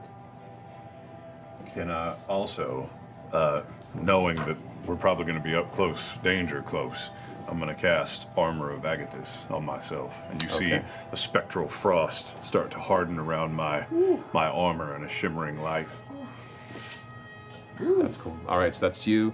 That's you. You're going to- vicious mockery I'm to going to use that. Vicious Mockery. I'm going to look at him with my eyes glowing and my sword glowing, and in Infernal say, "The light comes to blind your eyes and burn your flesh." All right. And yeah, 1d4. That was rolled a 13 minus 3, I believe. It's wisdom, correct? Yeah, it's a Wisdom saving throw? Wisdom saving throw. So yeah, I'm pretty sure that's a 10. That does not make your DC. Yep. So takes 3 psychic damage, all right. and he is disadvantage on his next attack roll. Yes. And I'm going to use my bonus action. Yeah, fuck it. Let's go for it. I'm going to activate both swords. Okay. So you drag the other Ooh, should I? as your blade off of Yeah, that. I'm doing it. So, Can I use? all right. So you've taken a total of 6 damage, and your max HP is down by 6. But you have currently the new invoked right on each blade. So keep Can that I in use my mind. bonus action really fast You may. to say a little prayer to the traveler, and I'm going to cast spiritual weapon. You may do that. Where are you going to cast it? I'm going to cast it right above this zombie knoll, and it's going to be in the shape of a giant, like, lollipop. Like a bludgeoning one here? lollipop. Alrighty. Yes. So you watch as this flash of purplish energy suddenly apparates into the air. This thick, like wooden handle that is jammed into a massive, bludgeoning, solid piece. of sugary goodness. Old-fashioned swirly guy. Yeah. All right, and so with that, you can go. You can go ahead and make a an attack with that as soon as it comes out. So make a melee spell attack, please. Okay. Sunshine and lollipops. 17. 17 does hit. Woo, 7 radiant damage. 7 radiant damage. Nice. So as it strikes down, wham! From the creature already kind of watching its bones and its form kind of shake. Wait, I was looking at the wrong spell. Hold on. Okay. Oh, 1d8 plus 3. So 7 plus 3, 10. 10. Oh, that'll be enough. So you watch as it kind of pulls back with the infernal shouting of Molly Mock, kind of causing it to prepare itself for a lunge. As it gets low, its jaw kind of snapping open. You watch as bits of its skin kind of fall onto the ground as it does so. And right before it leaps, wham! It just smashes it into the ground and its bones go flying and scattering in every which direction. Oh! Is that one of the wearer thingies? Damn. This here is mine. All right, so that's Bo. What are you doing? You all have 1 round of prep, and so right now you've gone. I cast a spell. Can I also move? You can move, yeah. I would, as soon as the arrows flew by, I'm gonna dash across the alley. Okay. And I'm going to send my duplicate after him. Okay. So you'll run over that way. Yep, as far as I can go. All right, and you send your duplicate over there as well. Yeah. Alrighty. And Bo. I'm also going to use my speed to dash across. And I can move 40. Can I peek into this window and see if I can see anything in here? Sure. Kind of easy to see in this perspective. You glance inside. Stealthily. All right. As you glance inside, you can just barely see around the corner. The place is tossed. It is shattered and ruined. It looks like it was once the interior of a small tavern of some kind. But the kitchen is wrecked, and you can see 2 of these gnolls are in the process of grabbing large sacks out of the kitchen and pulling them out through the front door on the opposite side of the building. Oh, shit. Okay. I turn to nod. I go. Wait. Look at 2 unicorns inside. The gnolls. They're Inside the. I would like you all now to roll initiative. Yeah! Ooh. I'm second guessing everything. Natural 20. Whoa. I miss having Oh wait, initiative is this an ability check? Yes, so these are with disadvantage. Oh, really? Yep. Oh, That was worse. Oh no. that was worse. It was already bad. Initiative is ability. Yes. Are attack rolls? No. Okay. Did I already ask that? No. Nope. Don't worry though, I touched all your dice, so they're gonna roll great tonight. Thanks. May have Thanks, licked a Sam. couple of them. Alrighty.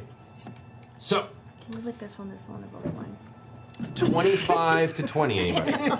25 to 20. 24. 24. if I go here, I'm gonna try it. Maybe it'll go really well with these. Oh, Jack. It's so because both pretty. have reps. 20 to 15. 16. 16. Alrighty. 15 to 10. 9. Oh, no, never mind. Yeah. Wow, guys. Wow. Alright, 10 to 5. 9. 6. Okay, so that order. I want them to get a little closer anyway. They're all far. It's all part of the plan. It's all part. It's gonna go great. Molly, then Jester, then Caleb, Yeah. And not. and What did you get? 6. Oh, together at last. Alrighty. So, top of the round, as some of this has happened, the one gnoll kind of skeletal form is shattered onto the ground. Some of the other gnolls begin to look over in that direction and see a few of you over by the guards now, kind of standing up and darting over the way. They're preparing for some sort of whatever's coming. But however, first of the round is you, Bo. I turn to Not. Hey, you wanna take these guys? You ready for this? Yes, yeah. I mean, I'm gonna drink from my flask. Get ready. I want him to come through this window, okay? I'm gonna go. Through the Okay. window. Try and get their attention. Okay. Right there. Make a performance check. So go whistle? Not great. Not great at all. All right. 3. So the whistle has a bit of volume to it, unfortunately, with the sound of all the breaking of furniture, them all growling at each other, and the general screams of the vicinity. It's kind of lost in the chaos. It's not necessarily a quiet atmosphere to draw a guard's attention. The gnolls don't seem to care much for a whistle around the window. They're more focused on grabbing and running out the front other way with whatever they're taking. Is that like a my action or a bonus action? I'll let that be like a bonus action. We'll say. I'll let that action. happen because we're waiting for something to happen. Merciful. Shit. Going in, and I jump through the window, and before one of them leaves, I'm gonna crack him with the staff right over Okay. the head. With a 40-foot movement, that brings you. You're able to, because as Can you I go in through the window? You do. As you go through the window, because they've mostly shifted into the other room now. That's where you see them moving. They're not in the room that's closest to you. So you go jump through the window, over the mast, make your way through the living room, and you watch as they're exiting the door. So you get all the way through. Oh, I was much closer than that. Unfortunately, no.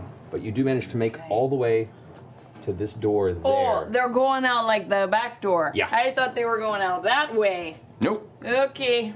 That's Is that still what you want to do? Bad Fog disadvantage. of war. Fog of war.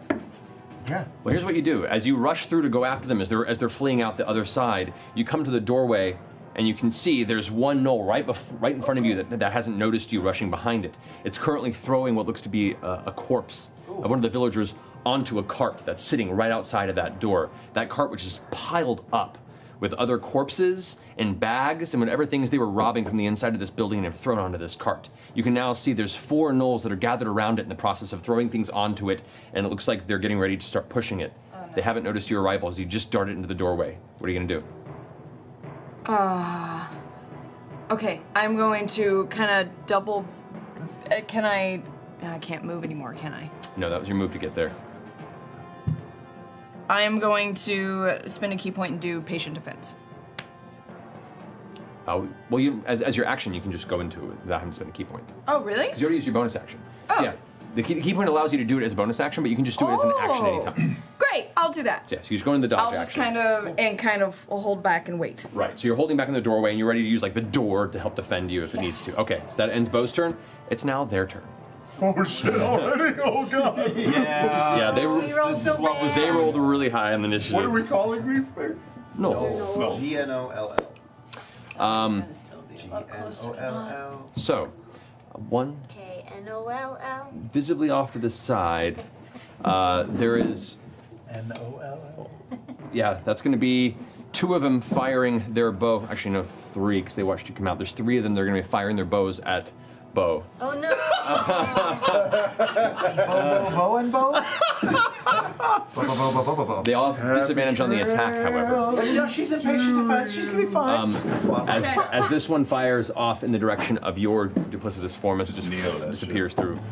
That's the only thing it can visually see. And it's going to stay behind the wall. So that's 3 attacks, disadvantage against Bo.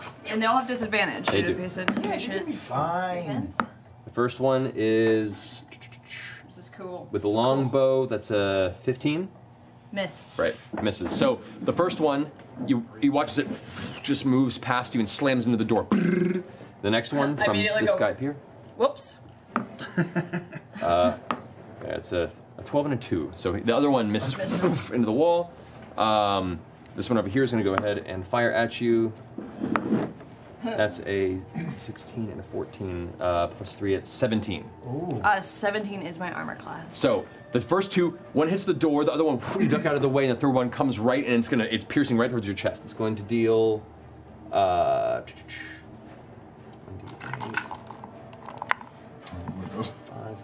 7 points of piercing damage. Okay, I'm gonna use deflect missiles. For my Oh, right, reaction. because you got that free. Okay. Yeah. So as a reaction, you watch this Yeah. one arrow that you So, can't quite duck out of the way. All right, so go ahead and make the roll. But it's not super. I'm still level 3, so it's more of like a cat swap. Yeah, you're trying to like swat it and see if you can carry the momentum with it. Yeah. 20! That is 7 on the dice, plus 7, 14. So you reduce the damage to 0 and you catch it. Whoa. If you want to, you can spend a key point to throw it if you want it. Oh, throw Yeah, let's do it. Let's do it. Just cause I can. All right, where are you This is throwing? new. Where are you throwing it to? At the bitch who attacked you.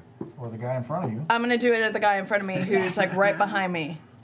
Okay. So I'm gonna take it, I'm gonna catch it, and I'm gonna spin around in like a full flourish, and I'm gonna just throw it like a gambit card. Yeah. With the momentum it's got. All right, so as you grab it, you spin around and throw it. Go ahead and make the attack roll. What's the attack roll? It should be your. What is this? I've never done this before. I know this is new.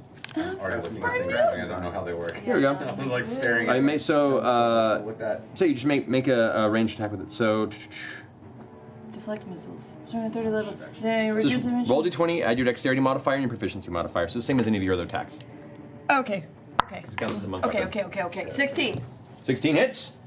All right, so it takes 1d8. So roll 1d8 plus 2.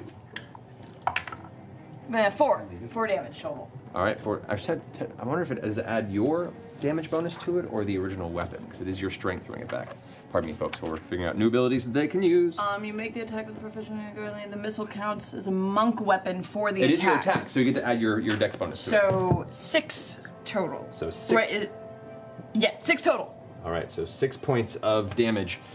It sinks. You watch as the arrow just sinks into the chest of its like thick hide armor. I go, oh! Ooh.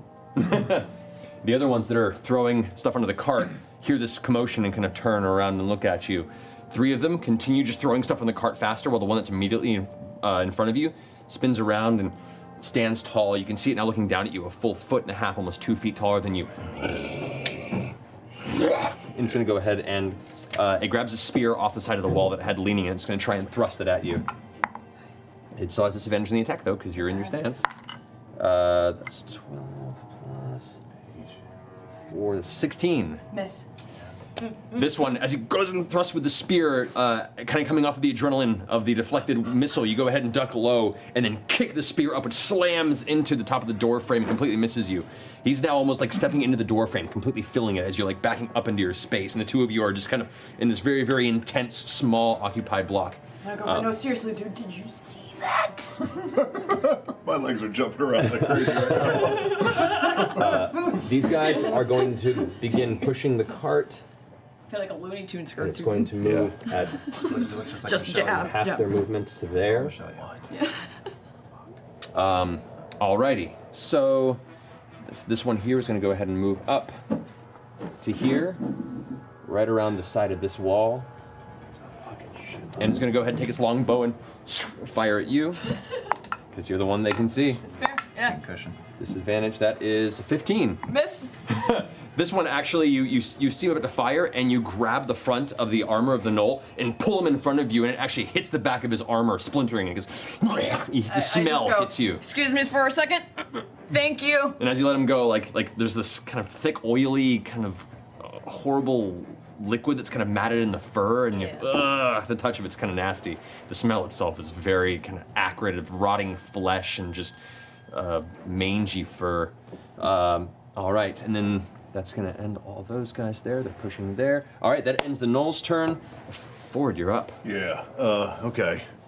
With my 30 feet of movement, can I wrap around the far side of the house? You can go. And just get to cover of the corner. 30, that's exactly where you can get. Now there is an individual over there that sucks, right? Correct. You see, like, it has a long bow, and it's currently reaching back, and it's pulling another arrow and getting it notched up. I beg your forgiveness for a try some shit. I would like to cast We're all trying some shit. It's okay. Crown of Madness. Yeah! I love that spell. Alrighty, so what's the save on that one? It is Wisdom saving throw, I believe. Let me double check. Alrighty. Yeah, Wisdom saving throw. That's a fun spell. No, that's an 8. Great. Pretty sure that does not So matter. he becomes charmed, and a jagged crown of iron appears around his head, and madness glows in its eye. Alrighty. It's concentration, correct? Yes, it is. Leaving a concentration circle on you. Alrighty. So, alright, the charmed target must use its action before moving each of its turns to make a melee attack against a creature other than itself you mentally choose. Yeah. And So it has to be a melee attack. Oh, melee. Fucking shit, I saw the bows! Damn the words in this book! That's okay. But I can make him move towards something, right? You can. Yeah, okay, good. I'm gonna have him climb up on that roof and attack that other fucking knoll that's up on that son of a bitch. Okay, since it has to use its action before its movement, you watch as it kind of looks up at the top of the roof and leaps up, climbs, scampers up at the side, and gets right up into base to base with this guy, confusing the other knoll.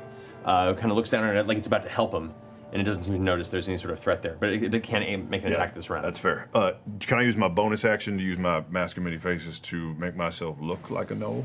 No, they're taller. They're too tall. Well, they're medium. They're not 2 feet taller. I can only do a foot taller or shorter. It's getting close. You look like a small knoll. I'd like to do it. Okay. Teeny knoll. Alrighty. So. The runt. All right, you are visible to a number of knolls in this courtyard. You don't have any movement to back away from that edge, unfortunately. I was hoping to just be like, because I can't see that far, like to be right here to hit the only guy that could see me on the ground there. Yeah. Yeah, you're right on the corner. But you're right on the corner, but that's how you were able to kind of see him and send him this way. Right. The guy on the roof can see me as well? Yeah, but they can both see you. Just so you know. Okay, fair. The rest of them probably can't. Okay. But you transform yourself into what looks to be a knoll-like appearance. Okay. All right. Is that going to your turn? That is it. All righty. In the back of the alleyway, you see one of the gnolls stands thicker, more angry, and more ornate than the rest of the pack. You see what looks to be heavy scale mail armor across the torso and a large helmet across its head. You look as what looks to be thick spines, about 1.5 to 2 feet long, are woven into the scales themselves off the shoulders, the back of the helmet, and the sides of the armor. They look natural as opposed to metal, like almost like just long, bony spines that are put onto it both as an ornate adornment or possibly just a means of defense and to look scary. But it begins barking and steps forward, kind of giving motions to some of the other gnolls, and the ones that are on the cart continue pushing it as it steps forward. Oh no. To there. Should use it on that footer. It's going to go ahead and use. I didn't see him. Is that a Crown's Guard? Oh no, he's like a Grand Master Knoll. No, the guy next to him. Oh. Alrighty. That's going to be. There are a few. It's going to use Incite Rampage. Ooh, what does that mean? So it looks over towards the one that's right next to Bo, and goes.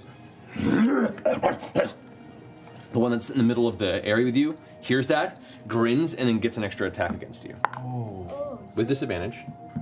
17 and a 4. That defense is helping you out. So yeah, it goes to strike again, and as it comes out with its claw, it's putting its spear to the side. You manage to go ahead and do a little duck. which just misses you entirely. That's going to go ahead and end its turn at the moment. Then it goes to the guards on this end. So these guards are going to go ahead and begin to fan out. Come on, let's go. Back around this way. They're going to go ahead and find the corner next to you, Jester, and going to go ahead and take a shot at the knoll that's up on the roof next to the one that you have charmed. Ah, shit, it's going to miss. 5 plus 5. So it fires and just goes wide. You see it vanish into the rising cloud of embers and flame. That's going to end the guard's turn. They're getting around and preparing for our next round to shoot a volley. Pat him on the shoulder and say, "Don't worry, nobody saw that." They kind of glance over their shoulder and he's like, "Shh." Molly, you're up. I'm going to take a run. Yeah, am I going to do this? Am I going to be this idiot? Yeah, let's be an idiot. I'm going to take a run to try and get cover at the other house. I'm going to try and run across the alleyway. This way? Yeah. Dash. Dash. 15, 20, 25, 30. 60 puts you about there. Yeah. But that's your round. That's my round. Okay. Cool. Alrighty. That ends Molly's turn. Jester, you're up. Okie dokie. I'm going to send my. Oh God. I'm gonna send my duplicate out against the wall on this house. Over here? Yeah, like against that wall. Okay. She can go up to 30 feet. So move one more. Yeah. Up to And the I'm body of gonna one of the run. I villagers. can't reach, but I'm gonna run across. To that space? Yeah, like can I get and against the wall, like further in? Yeah, like there. Okay, we'll put you there. That's good. Okay, that's your turn. You still have an action. Oh yeah, I'm gonna use my bonus action To You currently cannot see anything for it to attack. You need to be able to see a target for it to attack something. Oh. So you'd have to be either further out. Can I? You can do as around part the of your corner. movement as you run across, make it move and attack, and then continue back. So Yeah, as we'll I'm call it. running, can I use my a spiritual weapon? Yes. And you can move it 20 feet. Is it? I think it's 30 feet. Let's see. 20 feet. You're right. I'm sorry. 20 feet. All right. Which direction? Towards the giant guy. All right. And hit him. All right. Make the roll. Hit him with the rock. 15. 15. Unfortunately, does not hit. Boo. Okay. Like just misses. You watch as the shield comes up and just deflects the large, glowing mace of a lollipop. And then you continue the rest of your movement to kind of dart behind the building. So at this point, you've all pretty much shown your cards that you're here, and as part of this fight, you are the only one who's up in the air. For my action, so can I still see my duplicate around the corner right there? Correct. So she's gonna cast. Well, you would be able to as you're running. So. Okay. So she is going to use the cantrip, Sacred Flame, Alrighty, against? against the same big guy. Alrighty, so these would be things you've done right before you ran across, we'll Yes, say. basically yes. That's Alright, what I so, did. Sacred Flame. Technically, I did this before I moved. So letting you know, usually you have to do that as part of your Technically. movement. I did this that, but- before, technically. Alright, so dexterity saving throw. That is a 12. Oh, good. He has to be 13. Alright, So it hits him. So it takes 1d8 points of radiant damage. Yes, it does. Hurt somebody. 4. So after the shield deflects the lollipop, the flash of radiant energy just burns across the armor and the torso. Instinctually puts the shield up to try and deflect the blow from the eyes, and looks out and doesn't see where it came from, but it's singed a little. All right, then it's just his turn. Caleb and Nott, you're up. Yeah, okay, I will move along the table over here to this spot. Well, that's and one method. I to think I have a reach. clear view of the big knoll, correct? From there? The big one, you do. Yeah, through. Okay, so I mutter a few arcane words under my breath, and a circle of flame spins around my hand, and 3 beams of fire shoot out towards this big guy. Alrighty. I cast Scorching Ray, and each one is a separate attack. Each Correct. Of the So 3. make the 3 strikes. Yeah. So first one gets a 16. A 16 hits. Second one is also a 16, and Both the hit. third one is a 17. So they're all, All 3 hit. So 6d6 on him. 6d6? Yeah, all, because they all hit. Whoa. So that's 4 and 6. Okay, yeah, Dice that's you rolled, big guy. 9. That's the 6. No, your D20. Which one was it? This one. That's the grog one. Oh, thank you. 9. Oh, that's 12. And then you've got, oh, that's 15. And also, that is total of 19 fire damage on 19 him. points of fire damage. So as the 3 beams arc out and blast, you see as the large knoll kind of, it seems to be like a pack lord or a leader of some kind, sees this coming, tries to put the shield up, but all 3 blast into its armor. You watch as flames just burn out of it suddenly as it withdraws and takes a step back. It just looks angry. It looks hurt a little bit, but it's angry. And I probably have 10 feet of movement, which I would like to use to move back to where I was and to try to not hyperventilate against the back of this building. Okay. So dead center of, yeah. Okay, good. All right. Good to know. I like that you're facing the wall, so it looks like you're like. No. Yep. Like head against the wall. No, I'm like this. I'm doing this. No, you're up. All right, I'm gonna. Nott's gonna poke her head into the window where Bo is inside. Bo is within a few feet of a baddie, right? All right, I'm going to shoot the baddie next to Bo. Go for it. All right. Super busy. Ooh. Plus something. What is it? Plus. Like a pachinko machine. What is it? Plus. What happened? 15. 15? Oh, no, for regular? No, that hits. Oh, It just hits. Barely. Okay. Regular Knoll. Regular Knoll. Regular Knoll, yeah. Regular Knoll. Regular Knoll. That's all I heard. Okay, so 9 points, that's including sneak attack damage. 9 points of damage, plus Fury of the Smooth. So 11 points of damage. Well, it's your level, right? You went up a level, so technically... That's 10 points of damage. Wait, what did I say? It was 11, now it's 12. 12, thank you. So 12 points of damage. So, as this knoll's in the process of slamming through the front doorway, you can watch the doorway has been kind of bashed inward a little bit on each side, and Bo is just in the process of dodging and weaving and getting out of the way. You find one opening and fire your crossbow bolt. It goes through the window, through the doorway, bisecting the two different rooms, and straight into the kind of under the clavicle, near the heart section of it. As it pierces in, and it coughs up a bunch of blood onto the front of its hide armor. It's not dead, but it's pretty hurt. It's just, that was a pretty nasty blow. And you can still movement I will use to climb up into the second floor window. Alrighty. That's not me. I'm trying. One next to your right. There Yes, we go. there you go. Alrighty. So go ahead and make an athletics check just to go ahead and. That was good, but it's disadvantage. Yep. That's better. Okay, athletics. Oh, no, it's just a straight 10. 10's exactly what you needed. That was your DC to get up onto the second floor. So as you come up into the second floor, you immediately climb and leap up through the window into a chamber that is just filled with roaring flames. And you immediately kind of trying to avert your gaze. The heat's just pressing into you, and you can see there's a table that's on fire. You can see most of the roof has just been burned away, and there's beams that have fallen, and you're like, this was a bad idea! This was a bad idea! Just say, this is fine!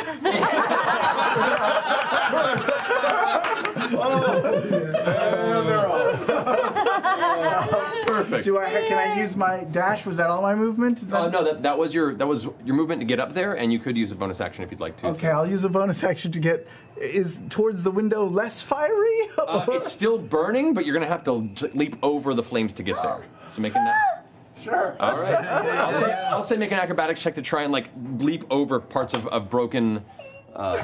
Come on! No, it was 2 3s.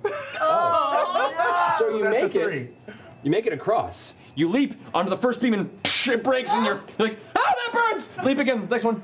Oh, that burns too! And eventually you get over there. Hot. Your boots are on fire, and you're like having to pat them out real fast. You do. Oh no! Yep. Suffer 5 points of fire damage getting across the room. Rough. But you're in an area where it seems it's just embers, and most of the flame is catching behind you for the moment. You get the sense it might begin to spread in the next minute or so. But at this point, you're not immediately in the threat of flame, and you have a look down in the entirety of the courtyard here with a little bit of cover. Great. In fact, you're considered half cover up in here. Half cover. Half cover. I'm done. All right, that finishes. Look at that. That's me in the window. All right. At which point you can see the skeletal gnolls that are out there all at once kind of turn and begin shambling forward. There's one this way that begins to run up and then take a swing at your duplicitous form before striking out with no effect.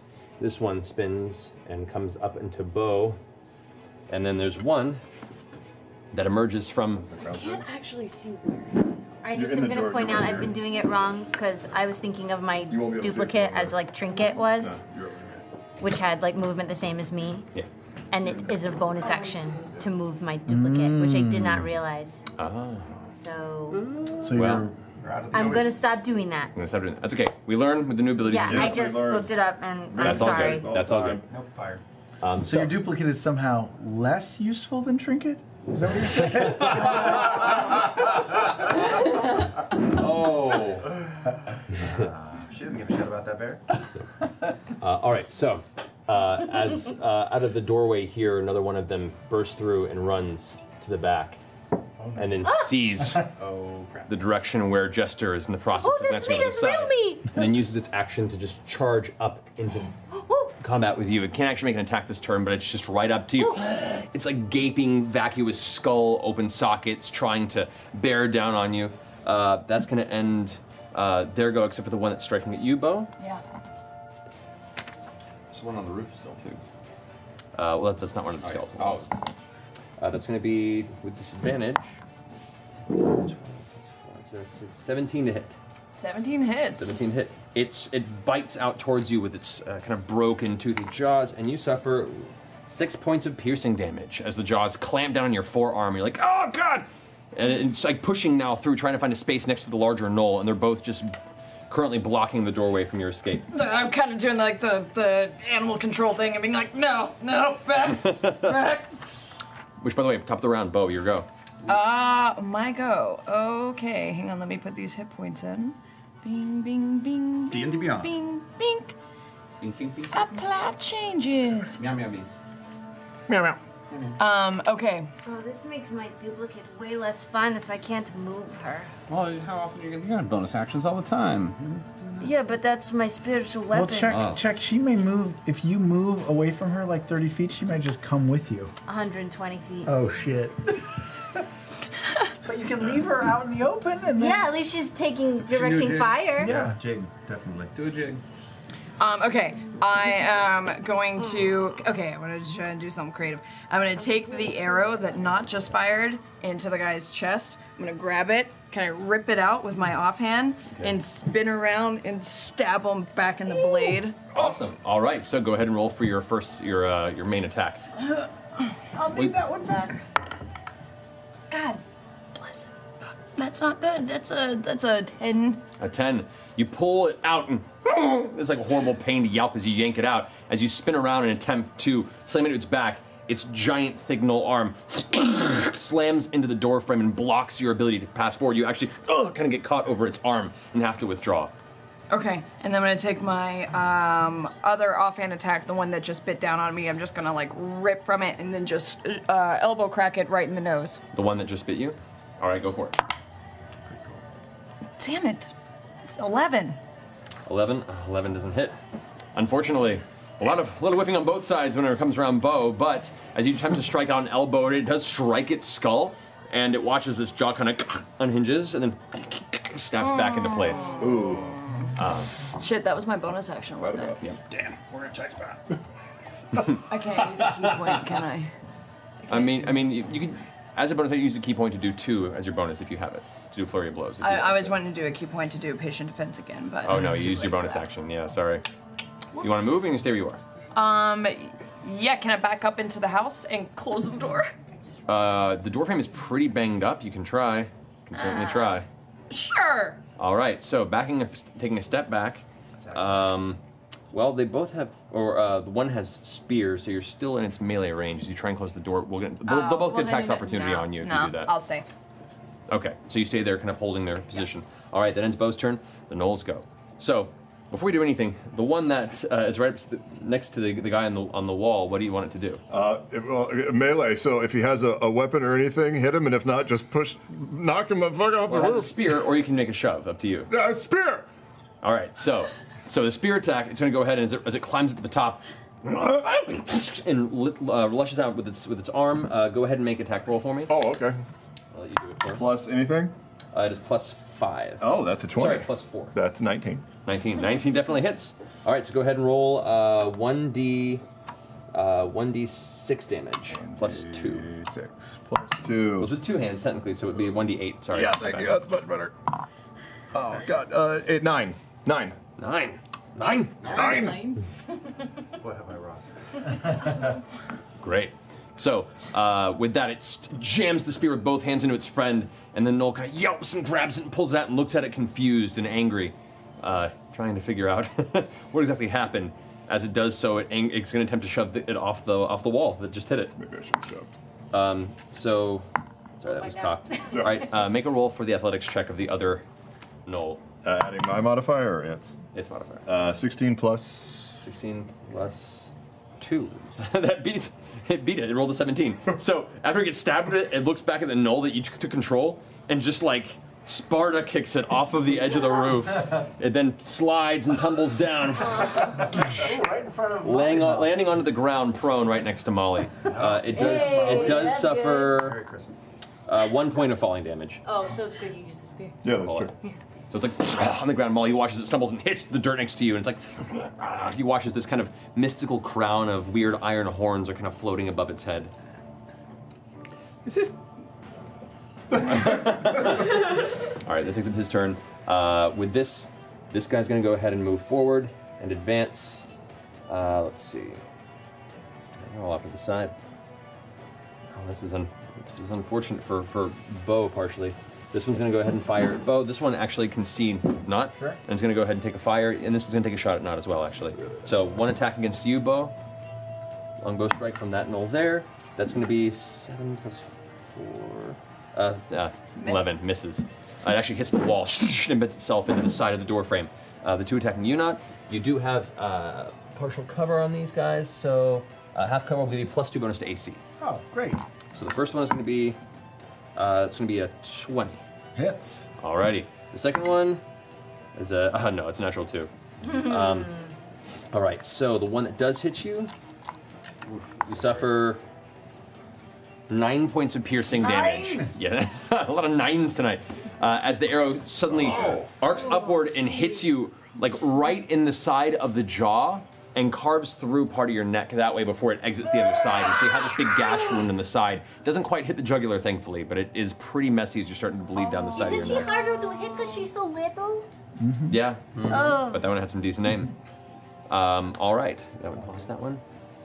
All right, these guys here continue to push forward that way, and they're going to use their other action to push forward. This guy's going to go ahead and throw another body up onto this as the other ones push. They don't get quite as far because one of them stopped pushing, but they're getting to the edge of the map.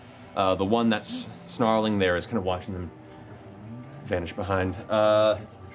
This guy around the edge is going to, let's see.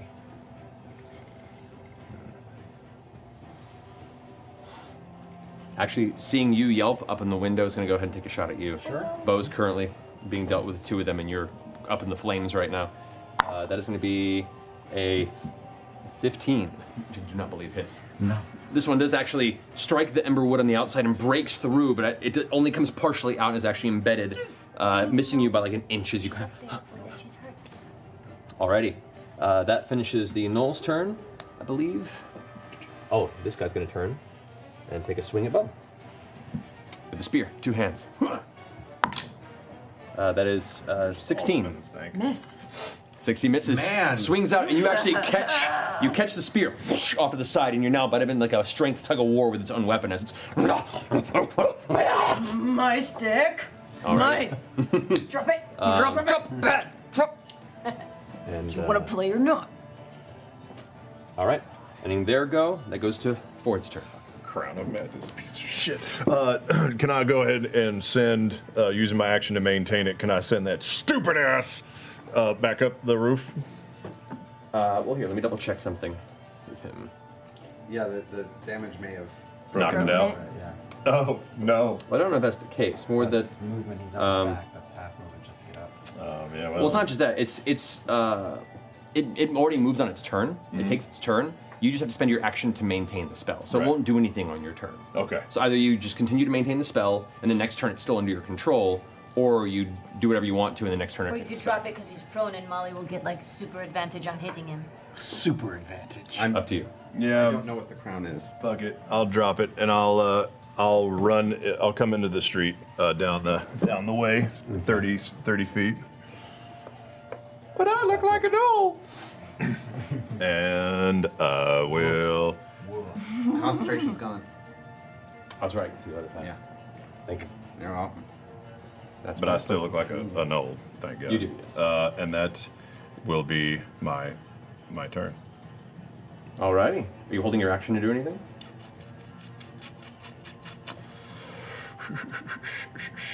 Oh no, I guess because I dropped it, I have it. Yeah, you have your action because you didn't maintain the spell. With my action, I'm gonna cast Hexblade's Curse on that big son of a bitch in the This middle. guy? Yeah. I believe it's a bonus action to do that, isn't it? It is. Yeah, so you still Still have your an action. You could even probably make it to get in his face.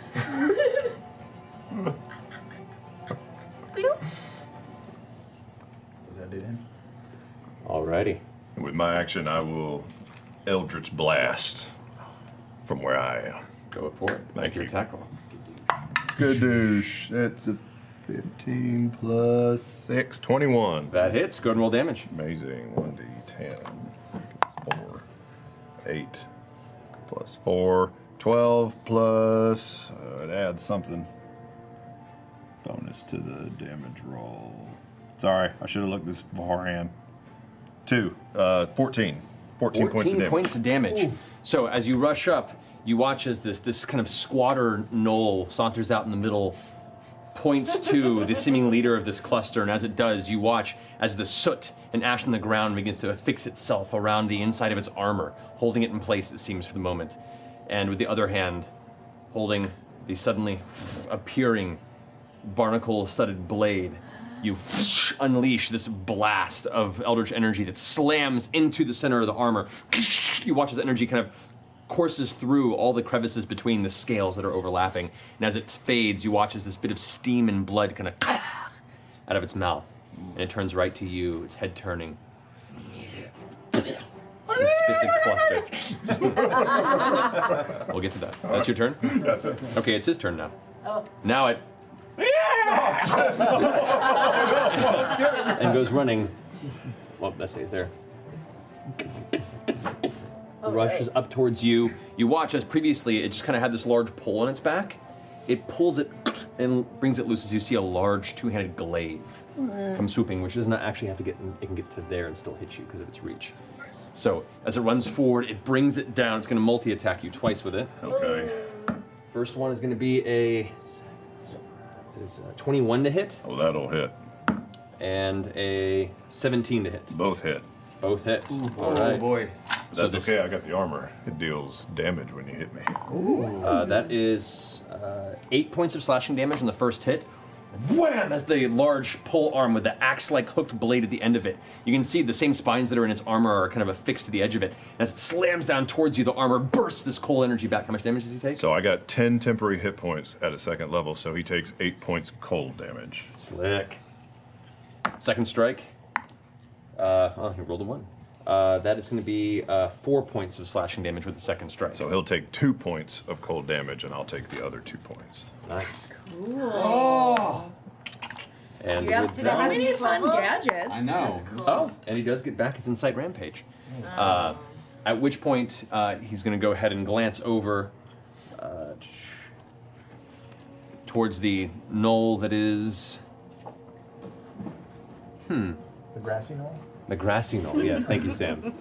Yes, thank you, Sam. All right, yeah. The only one that I can currently see that's in melee range at the moment, because the wall's there, it's going to be the one next to Bo.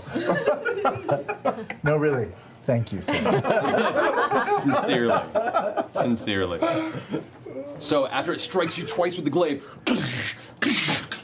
you watch as bits of ice shards kind of spray off with each blow, kind of now affixing to the ash and the energy that's kind of instilled its armor after you blasted it. It looks over to the one right in front of Bo and goes, and it kind of glances over its shoulder and with renewed strength pulls the spear free from your grasp and goes for another strike against you as a reaction. Bad dog. That is going to be a 19 to hit. How much? 19. That one hits. How many are engaged with you right now? 2. Like 3? 2? She's Two right so now. one. That's going to be 9. 7 points of piercing damage. Apologies to my friend. Alrighty, that's going to end his turn, and the guards back here are going to come forward. Come on, let's go this way. We should probably do something this way. They're both going to fire at the one on the rooftop there. Hey! That is... And a miss, and a miss. The first one's a miss. The second one is a 16 that hits. Hey! So that will be... guy. And it's an 8 plus 2, so it's 10 points of damage. Damn. Which, based on the Crown of Madness damage it took earlier from the spear, is enough to finish it off. So you watch as it, on the top, it goes and draws an arrow and pulls it back, looking down at you, as you're kind of down in the square. And then one of the guards pulls its crossbow and it stumbles back and falls dead on the ground there. Okay, here we go, here we go. Alrighty, that ends that one. The other guard over there, they're going to go ahead and move up to the side and step out now that it seems to be opening, and it's going to fire towards the skeletal knoll that is currently in the process of harassing the image that, as far as they're concerned, is just Jester. It's going to be 15. Yeah, that hits. without I'm issue. not used to melee combat. This is so terrifying. Yeah, right? Get up in that. I don't want to get up Get in a it. whole bunch of So, stank right in your face. With that, pulls out the heavy crossbow and fires and does 11 points of damage, which is enough to shatter this skeletal gnoll witherling. It just falls to the ground and breaks into a scattered pile of bone bits and dried gnoll flesh. That ends the guard's turn. Molly, you're up. I'm going to stab this thing that just fell right in front of me. I'm just gonna stab Go for it. You have a It is prone, so you have I believe you have advantage against it. Yep. With each attack. So, question about Rite of the Dawn. Do I add one? Is it just a +3, or is it just my wisdom, or is it also a? Well, the wisdom gets the wisdom bonus is against undead creatures currently. Okay, and this is not an undead creature. Is it? It is not. This one isn't. There are undead creatures as part of the pack, but there are none there. So it's just straight right damage. It's a 1d4. It's just the extra Correct. 1d4. Okay, just checking that's how that works. Okay, cool. So that's let's see if I hit. I love your hair, Taliesin. Thank you. 13. 13 unfortunately misses the first strike. Oh my god. As you swing downward on the ground, it kind of scrambles about and pulls its shield up just in time. Tink! And your blade catches the edge and kind of embeds itself an inch into its weird. I hit it with the other one. You kind of use your one blade to push the shield off to the side as it's still burning and try and jam downward. Go for Definitely hit. Come on. Oh, thank God. 21. 21 hits. Go ahead and roll damage. God, Level 3. irritating. Level 3. So that's 5, 6, 7, 8. That's 9 points of damage. 9 points of damage. Alrighty. So you manage to jam underneath and kind of hit it in the chest. It kind of shrieks with the pain and pushes the blade out of its body almost like a sheer flexing of its muscle. And it begins to try and get up off the ground. It's hurt, but it's still standing, or about to be standing in a moment. You can move if you'd like to. Yeah, that's right, because I can break combat with it and it doesn't matter. Is that right? At this point, does it get an attack of opportunity? It does get an attack of opportunity, but it has disadvantage. Can I... I'm going to... There's no way I can circle around up onto the wall, is there? Onto the wall? Yeah, just get a little vantage on him. You could. I won't be able to hop on because I'm going to head that direction afterwards. Okay. All right. So yeah. Yeah, you get up on the wall. And that way, if he tries to run or do anything, I can futz with him. Cool. That's fine. Molly, your turn is over. Jester, you're up. Yay! I'm going to run away from this guy that's next to me. And I'm gonna run out into the alley so I can see people. This way? Yeah. Okay, as you rush out, it takes a swing attack opportunity towards you. This is going to be with a club. It has this heavy wooden club in it. It makes a giant arc towards you as you speed away. Oh, that is 19 to hit. Can I use a reaction on You that? can, yeah. I'm going to say, I am rubber, you are glue, and use hellish rebuke on him. Okay, so. In Infernal. Alrighty. Well, first, the club hits you, and you take 5 points of bludgeoning damage. Okay. And as you turn around and you say that at him and unleash your hellish rebuke, he gets to make a Constitution saving throw, I believe it is, right? Yeah, maybe. Hold on. You have to hit save first. Hold on, I've got to hit. Apply I'm applying changes. my changes to my health. Yeah, now Hold X. Yeah, now close out of This that. is so much! Yep, Constitution saving. No, dexterity saving throw. Dexterity saving throw. Which it does not make. That is a 7. So it suffers 2d10 cold damage. So, how much did you deal? Oh, 2d10. Okay. 2d10. 9? 9? This is becoming a thing. I'm so sorry, guys. And shoulder again. There you go. Alrighty, so as you dart away, you release your fury and anger, and you watch as suddenly this kind of blast of cold water and ice energy kind of bursts out of its body. The inside of its kind of somewhat cavernous rib cage is now filled with frost crystals, kind of jutting out and breaking parts of the ribs. It looks heavily damaged, but it's still standing. Ooh, chilly. Alrighty. So, Your action, I right? know, and my bonus action. yeah. So for my bonus action, I'm going to send my lollipop towards the giant guy and try to hit him. Alrighty. At the same time, I'm going to cast. What am I going to cast? Radiant. No, guiding bolt. Okay. With, I'm going to do like a little flourish and like pink energy comes out. Alright, go make your spell attack. Okay. Okay, spell attack. Ooh. Well, that's good. That was a 19 plus 5. That hits. Go and roll damage. Okay. It's new dice, man. I touched them. You didn't touch these ones. That's why they rolled so shit. 6, 8, 9 radiant. 9? 9. Okay. Even with the 9 Really? It's getting ridiculous. And then, Yep. We are losing subscribers in so Europe that's a right now. radiant. We that's just lost radiant damage. 9. And then the spiritual weapon. Alrighty. Guiding bolt. Next attack against it has advantage. Oh, good. So then the spiritual weapon would have advantage. Yep. Great. Halt den Mund. Oh, good. So that's 20. That hits. Go and roll damage for the spiritual weapon Nice. Where's my 8? as well. Ooh. Plus 3 is 9. 9! This is absurd, guys. This is absurd. Alrighty. Is that end of your turn? That, I'm going to use the rest of my movement to run over and try to get behind this wall. We're from over there. That's 20. You have 10 more feet, so you can get like there. That'll work. I was going to go to the brick wall. Oh, the brick wall. You'll get up onto it. Yeah, sure. Why So not? take it. It's considered rough terrain, so you technically can't get all the way on the other side. You like Okay. climb up onto it. All right. So that finishes your turn.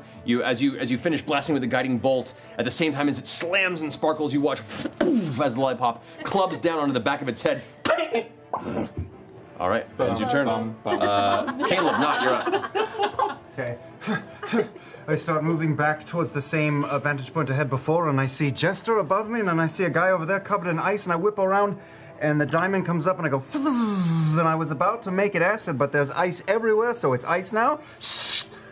Chromatic orb off to the big guy in the middle Right there. of town square, yeah. Alrighty, go ahead and make the attack roll. Yeah, that's, it misses entirely.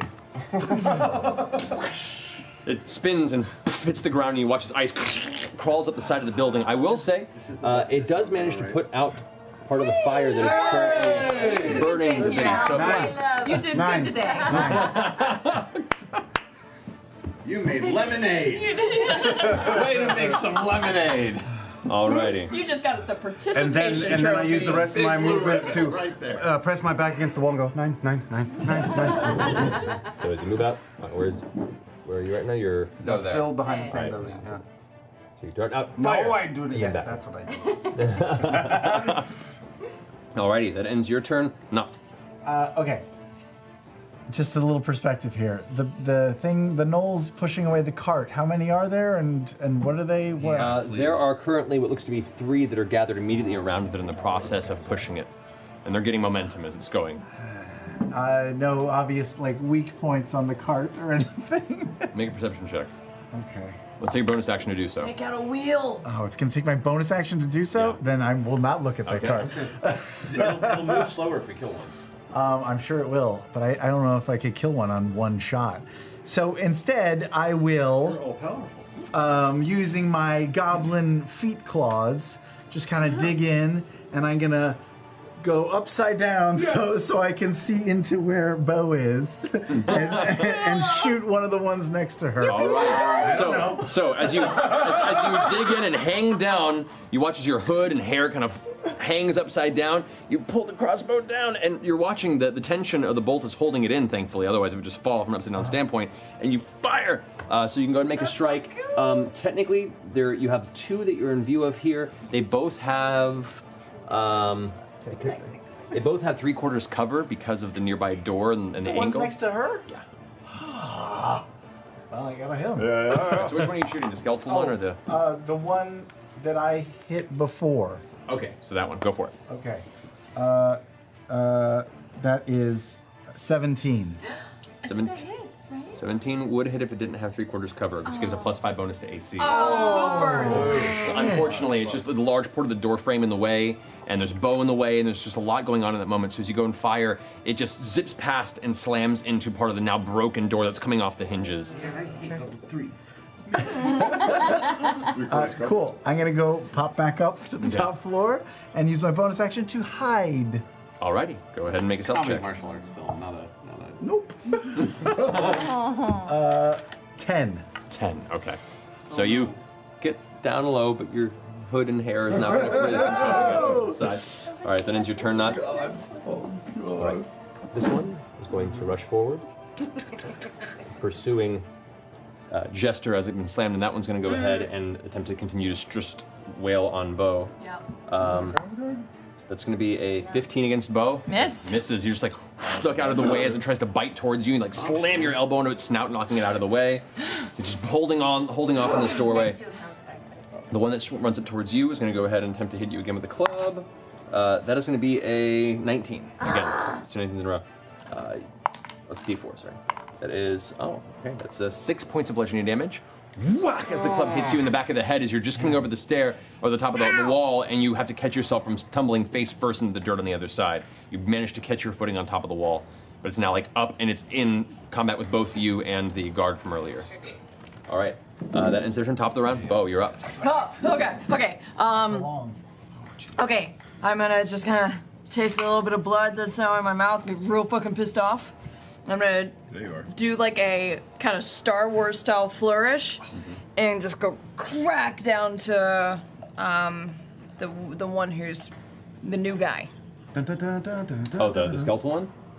There's a skeletal one, or there's the one that's been fighting you this whole time? Let's do the, which one that looks like he has less damage? The skeletal one hasn't been damaged yet, but it looks a little more fragile. The one that got shot by Not earlier still has like the Let's do the skeletal guy. All right, go for it. Go to the attack. Come on. Come Not on. good at all. The 14. That hits. Oh! He doesn't have as strong an armor class as the other one, so. Okay. 8 points of damage. 8 points of damage. That one's already been damaged previously. As you bring the staff down with both hands, whack! You slam right through the center of its chest and clavicle, and you watch as the torso breaks and folds from the weight of the blow. The skull kind of tumbles off and hits the ground, and it just falls into a pile of bones and rags. I'm going to use my bonus action with that momentum. I'm going to stick the staff in the ground and use that to lift myself up and do a two-footer kick into the other guy. Go for it. Sick. Single attack. Let's do flurry of blows. All right, so this is your third key point? Nope, this is my second. Right, because you did the... No, because you did flurry earlier, didn't you? I did, but I did it as an action and not a bonus action, and you said I didn't have to use a key point. Yeah. No, a flurry of blows, I thought. I did patient defense. I did one flurry of blows. Well, patient defense, you did the dodge action as an action, which didn't take any key points. Right. You spent one, you were doing a flurry of blows earlier. I spent one doing deflect. Correct, and then one doing... And then I did one to do flurry of blows. Right, so this is your third one. No. Oh, you haven't done a flurry of blows before. This is the first flurry of blows I'm doing. I'm sorry, that was what I was asking. Yeah. My confusion. All right, cool, so go for it. Okay. Shit, I don't remember what... This was what I rolled, right? Yeah. Okay. It was not good. 10. 10 against him? Nope. Okay, second As you kick both feet forward, one hits and skims off the shoulder, the other? The other is okay. 15. The team just hits. Yeah! So, go ahead and roll damage. Put some sugar on him. Okay, Maybe 7. He's allergic. 7 points of damage? Yes. Alrighty. Based on the damage that you had sustained earlier and the blows from earlier, as you strike him with the other foot, you snap the side of his jaw, which breaks out. And as he kind of stumbles backward, you take the back of the staff and then crack up underneath the jaw, snapping the neck the rest of the way, and it kind of falls to the ground, no longer moving. Yeah! One at a time. Okay. Still have your movement. Okay. And now I'm going to look around. And now I'm going to step back into the house for just a minute. Into the house? This is fine. This is fine. It's not super, just to, so I'm not in there. You have it, just so I have cover, Right, just so so put I'm you- not put you right there. right in the doorway. Okay, good. Just gonna take a quick timeout. Quick time out. It's like a really loud ticking clock in the room with you. Okay. You should have in the distance. With that, this Noel is going to stand up. Cool. Molly's up on the I know, I'm being an asshole. That's okay. Up on the wall. Stands up. And Man, I know. I'm normally the one with shaky hands. Well, it's more just that these walls are not the most sturdy. There you go. Stands up to you. Oh, that's unfortunate. This one's going to go ahead and step forward into the way. This one's going to go ahead and Sorry, join no, in We gotta stop that there. car. This one's going to go ahead and Gotta stop that car. 30. Alrighty.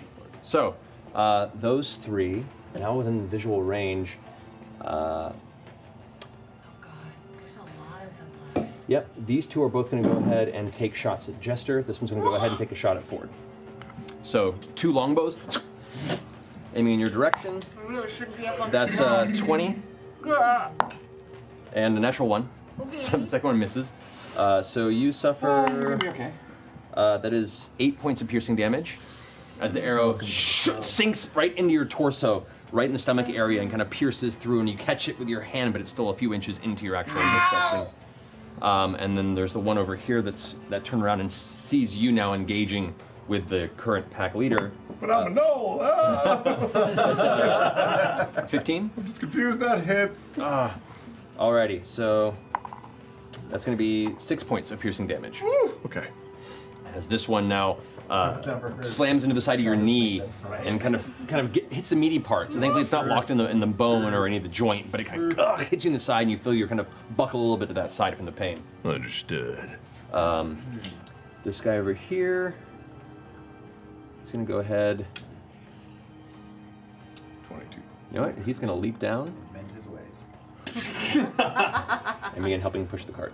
No! We need a cart! And with that, the cart pushes another full 40 feet and is currently off of the board. Oh, no. And just mark it over here. Off the volume. How do we feel about the cart? We gotta get the I cart! can take a shot at the cart, but I mean, what was one arrow gonna do? We can take out people pushing it. Alrighty. That finishes just worried about all Noel's of turn the there. Oh, there's the people one that that's want to attacking you, kill me. Molly. It's going to go ahead and take its spear and attempt a two-hand strike at you. That is a... Let's call it. You got a spear? I thought you had a bow. Oh, he's got both. 13 to hit, which I don't think hits. No, you. it does not hit. Yeah, you on the wall, just kind of dance off the way. Not an issue, kind of leap as it goes out. All right.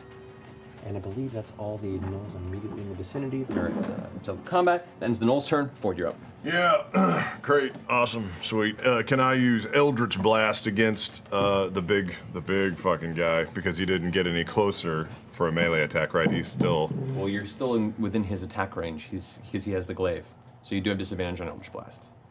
I'm gonna fucking move out of his attack range. Does that give him an attack of opportunity? It does. Yeah, I'm doing that anyway. I'm gonna move back towards the corner where I was going. Right there. No, Or- all the way back. Towards the guy. Yeah, back towards my original hiding place. All right. Say pull back to the corner there. As you pull back, he takes a step forward and reaches out with the glaive to try and strike you. Does he have any disadvantage or anything? Nope, that is a 23 to hit. That hits. Darn it. That is going to be Had a moment. I should have. South. 10 points of slashing damage. Okay. I could. As you back away, arcs downward. And I will use. I had a moment where I should have. I will now, Cast now. out of his melee range, Eldritch Blast. Oh god, that's not great. 13. 13 does not hit. Oh, no. Now that it's seen the blast and you see it after it strikes and kind of grins, you hear this under its breath. You turn around and go to strike out with the Eldritch Blast, and it kind of pulls one of the other gnolls nearby and yanks it in front of him just as the shield kind of takes it off and then sets him back in place and deflects it with its own guy. Nice, nice. As I'm pulling around the corner, can I use my bonus action to just drop the stupid runty no look? You don't have to spend a bonus action, you just drop it. Okay, good. So pull him back from the 5, 10, 15, 20, 25. Yeah, I can get just around that corner back where you were. The guard kind of lets you get by. I need cover. All right, that ends your turn? Yeah. All right, the leader at this point kind of makes this like loud gibbering sound that kind of echoes throughout the alley, turns, No! No! In the bathroom practicing. and just runs off to pursue the cart. Ah, he left! She's dashing We're away. at level 3. That's got to be an acceptable option right No! That means we almost killed him. That's what that means. We almost had him. Do we chase Does after it? him? now. Yeah. Does it? That ends his turn. The guards now, who have notched their crossbows again, are going to take shots at both of those guys right there. Fucking 2 and 12 plus 4. That does hit. The other one gets hit. That's going to Have we killed 4 any points of of the piercing damage gnolls? with that one. One. Yeah. It's All right. simple numbers. I killed 2. Them leaving is a Yeah, good. but this But Molly, one you're up. wasn't. Scout. I'm taking a slice at this guy again. Go for it. I don't have advantage You do anymore. not, though, he's do not I? prone anymore, No, unfortunately. so slice number 1. For fuck's sake, 10. 10 does not hit, unfortunately. Slice number 2. That hits. Thank you. 23. 23 will hit. Go ahead and roll damage. For fuck's sake. That's 5 points of damage and 2 points of extra damage to 7 points. Yeah. All right. All right, so at the first one you swing and it kind of ducks out of the way and attempts to try and strike upward with its spear. As you do, you knock it to the side with the scimitar that missed, and then with your other hand, strike down right across its face. You arc through and you actually carve one of the eyes in twain. You see a large red mark where you've split part of its face, and it's hurt really bad, but it's still standing. There's just gore dripping out of the socket where its ruined eye sits. That ends it. I'm gonna try and circle around it to get out of the way of the archers. I'm gonna hop back off and get behind him. You can do that. Yep. Not a problem. So you kind of like leapfrog off of him, like grab his shoulders and land behind him. Scimitars at the ready. Okay. Ending Molly's turn. Jester, you're up. What about the guards? The guards already went. Oh, she didn't fire. Sorry. Thank you for reminding me of that. The other guards did go. She did not. They did not. Are they going to attack the skeleton one that's like right here next to both of us? So they they throw their crossbow to the ground and pull out what looks to be a morning star, and does a side swipe towards this skeleton entity. That is a 19. Yes, yeah, that hits. That sure hits. 5 plus 8 points of damage to that one. I feel so weak. So that one, I don't think you've damaged that one yet, right? Mm-hmm, yes, I had. I did the hellish rebuke to it. That's right, you did. That was the wrong one. All right, so yeah, with that, they swing backwards with the mace and hit the side of the skeletal head, which shatters immediately upon impact, ruining its form, and it's no longer part of the battle. I'm so surprised I fall off the wall. You are. You just tumble in that. Get out of the city. Alrighty. So with that, Jester, your turn. Okay. Okay, I'm going to... Are either of those two gnolls over there damaged? From what you can tell, They've been hurt. nope. Okay. Well, I'm going to use my giant lollipop, and like it's gonna swing in the air a couple times and then try to hit one like a bat. Go for it. Okay, this is the one you licked. Okay. Bum. 8. Slam spit. Not a good luck charm. Well, As it swings in the air and spins, they both just kind of take one step back and it hits the dirt. They both look at each other. Alrighty. I'm going to cast Cure Wounds on myself. Alrighty. And then I'm going to leap off the wall with great flourish. And land next to Caleb. Okay, yeah, no, that's a good idea. I'm going to land next to the guard. Okay. And then I'm going to skip away to the building. There you go. Alrighty, that ends Jester's turn. Caleb, not you're up. oh boy. Okay, I'm just going to do my same dog and pony show trick. I'm going to go to the corner. I should be able to see 2 or 3 gnolls, I think, over there, yeah? Yes, over here. Okay, so it starts to burn in my hand. Chromatic orb out to hit whichever one is. That one's probably the easiest to see, right? Then that's the one I'm going to go for. Alrighty. Come on. Oh, that's good. That's a 17. That definitely hits. Thanks, Keyleth. And that is what? Oh, that is 3d8. So where is my 8-sided die? There it is. This is fire, and it's 11 points of damage. 11 points of fire damage. Nice. So as it bursts into it, you see like the fur burn and singe, and it kind of pats it out, and the flames kind of subside. And you see it's charred and burnt, and see this in the flesh is kind of cracked and blackened, but it's injured, but it's standing. Okay, and I inch back again and say, if it ain't broke, don't fix it. And hide behind the building. Alrighty, that ends your turn. Not.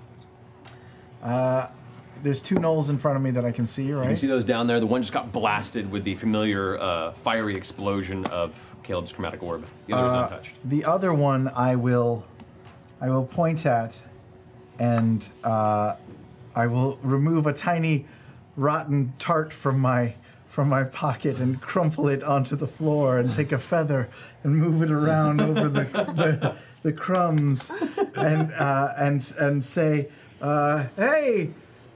What happens to a frog when frog's wagon? Oh, really? When it breaks down, it gets towed away. Thought we had a rule. And I will cast hideous laughter on the Hideous indeed.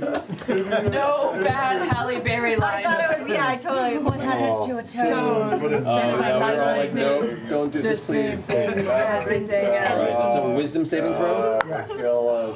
That is a natural 11. What is your spell DC? ever. 13. All right. And so with I like that, the theory that he doesn't burst into laughter, he just holds the groan pain. It's just the I would like to think that he Psychic does damage. laugh hideously and despises himself for it. did you shoot the one who was blasted with the fire, or the one that was untouched? the untouched one. You watch as the one that was currently untouched, that was drawing another arrow, glances up and hears it goes, and falls to the ground. He's like, just laughing, this horrible hyena chuckle that is just billowing out into the street, clutching its stomach, dropping its weapons to the side, and just rolling on the ground. Its friend next to it is like, looks up and sees you. Okay. All right, I'll use my bonus action to hide. Okay, go for it. I have to fully stealth. stealth check. Oh, God damn. Okay, that's 13. Okay, that ends your turn. oh. There are no more of the undead types, so they're nothing. Bo, you're up. Okay, I step out of the burning building, kind of sauntering like a badass John Woo film. Doves go everywhere. That's five feet movement. Yeah. And looking at this one, I go, "Hey, your friends have an inside joke without you." Pointing at the guy looking down. He goes, as soon as he turns, I go whack like a baseball bat right across his head. So as soon as he glances over to the side, he looks back just as you're already in his face. Oh, that's good. Swing away, Bo. 25. That'll definitely Sorry, hit. 24. 24. That'll definitely hit. Roll damage. It's a triple. Swing away. That won't take that. That's the 13. Sorry, 10. Nope, 11. 11. 11 points of damage. Whack! You watch as about 5 or 6 gnoll teeth go flying from the impact. The jaw kind of quivers as spittle and blood goes careening off the side of the impact. It kind of falls and stumbles if you want to follow it up. And I'm gonna just using that momentum, do like a helicopter flourish above and go crack down over top. Go for it. That's a natural 19. It's go and roll damage. There's those rolls. Wait, but that's technically an offhanded. Right, so it's D4 for this one, but we're using the staff for a flourish. Ooh, that's a 4. So 8 points of damage. 8 points of damage. Wham! As you bring it down over the top of the head, it falls and gets up. It's dazed, it's beaten within an inch of its life, it's ready to go. It's barely standing at this point. Like, one eye is kind of lolling around and trying to find, the other one is kind of swollen shut now and can't actually see anything. It's in a bad place. Fuck. I'll hold. Okay, that ends your turn, Bo. The guy on the ground is just laughing his ass off. It's going to try... The end of each turn. So the end of its turn, it's going to try and make a saving throw. No, that is a 2. It is still laughing on the ground. This one, seeing kind of the rest of its allies run, kind of turns around and is just going to run. That's the one you just hit? No, this. How many are over there? Oh, I didn't Now see they're it. two, and I've got one. This one, seeing the other one flee, is going to attempt to try and flee after it. You get an attack of opportunity. I have advantage on that? You do not. Fuck. Oh, but that's still good. 18. That hits. Roll damage. Yeah. Kill him, Is kill that him, kill with him. my regular attack? Get us Yes. in here. 8 damage. And you knock and crush him to the floor. As he tries to run, you just whack and hit him, and you watch him just kind of take a few steps and skid and fall onto the ground and is not moving. The one over here, who is not currently in the process of knowing that everyone else is fleeing, since it's been stuck over here, is going to try and take a spear attack at you, Molly. I'm going to use my I'm going to snap at him. I'm going to use blood maledict. Hellish snap. Yeah. Which is good, because he rolled a natural 20 on the first no, roll. no, he ain't. So disadvantage, that brings him to a 15. That is my armor class. So it just hits you. But at least it's not a critical attack. Nope. All his friends running away and he's going, Well, me and my friends are gonna 8 points of kill piercing you. damage. 4, 5, 6, 7, 8. So Okay. its eyes kind of go dark, and it pulls back, and still you it seems to have the sense of smell can still find your area, your placement in the vicinity, and as you kind of pull out of the way, it still manages to find. The spear pierces in kind of right around where the hip is, and you kind of pull back, gritting your teeth. That's going to end its go. My turn. Yep. Can I hop around the corner again? Start up the fold. And I'll go ahead and use my 30 speed to close in on the proned out. 25, 30. Great. And I'll use Eldritch Blast against that. All right. It has disadvantage on against it because it is prone. 11. 11. As it's rolling around on the ground, you're just kind of, it's difficult to find a proper shot, and you fire, and it hits the dirt next to it, sending a bit of like dust over it. It stops laughing for a second as the dust kind of, and it goes, just laughs even harder at the actual dust. That's it. That's my turn. All right, so that ends your turn. All right, they're gone. The guards go. The leader just continues to run and is now disappearing into the smoke and ash. You don't have a visual on the cart at the moment. It's now kind of pressed into where a lot of the fire is, and it's obscuring their escape. These guards are going to move forward as they load their crossbows, and they're both... Actually, no, because he's on the ground laughing. You're coming on that one. They're both going to turn and fire at the one that's in front of Molly. It does have... Cover. 3/4 cover because of the wall, but they're just trying to help you out. We need the assistance of guards, guys. Miss. It hits the wall and deflects. It's hard. It's hard. That does it! That is a 21, actually. So that does, even with the bonus to armor class from the 3/4 cover, it still hits. So... These guards are killing more than we are. No. And with that, as it's there in front of you with its spear, after stabbing it, it pulls back. And you watch as a crossbow One woman army over here. out of its forehead, its jaw kind of goes slack. And just falls to the ground, dead before come on. you. Don't you want to ask that nameless guard how he wants to do this? Well, still one left. There's still one left on the ground, which we'll say for the purposes of narrative here. Who wants to do this? What, you really want to do something? Is it our turn soon, Caleb and me? Yeah. Say, when we come back around, it would be Molly's turn, Jester, then Caleb and Nox. So whatever you guys want to do in this moment before it comes back, let me know. I would like to jump down from the wall and run as fast as I can after the leader in the cart. So, Really? Make an acrobatics check. Disadvantage. Oof, Jesus. 11. 11. You jump off this time, you land, you do suffer 4 points of bludgeoning damage as you hit the ground and your feet buckle and you actually slam and your face hits the dirt, but you use momentum to scurry back up. And beginning to move forward, you get...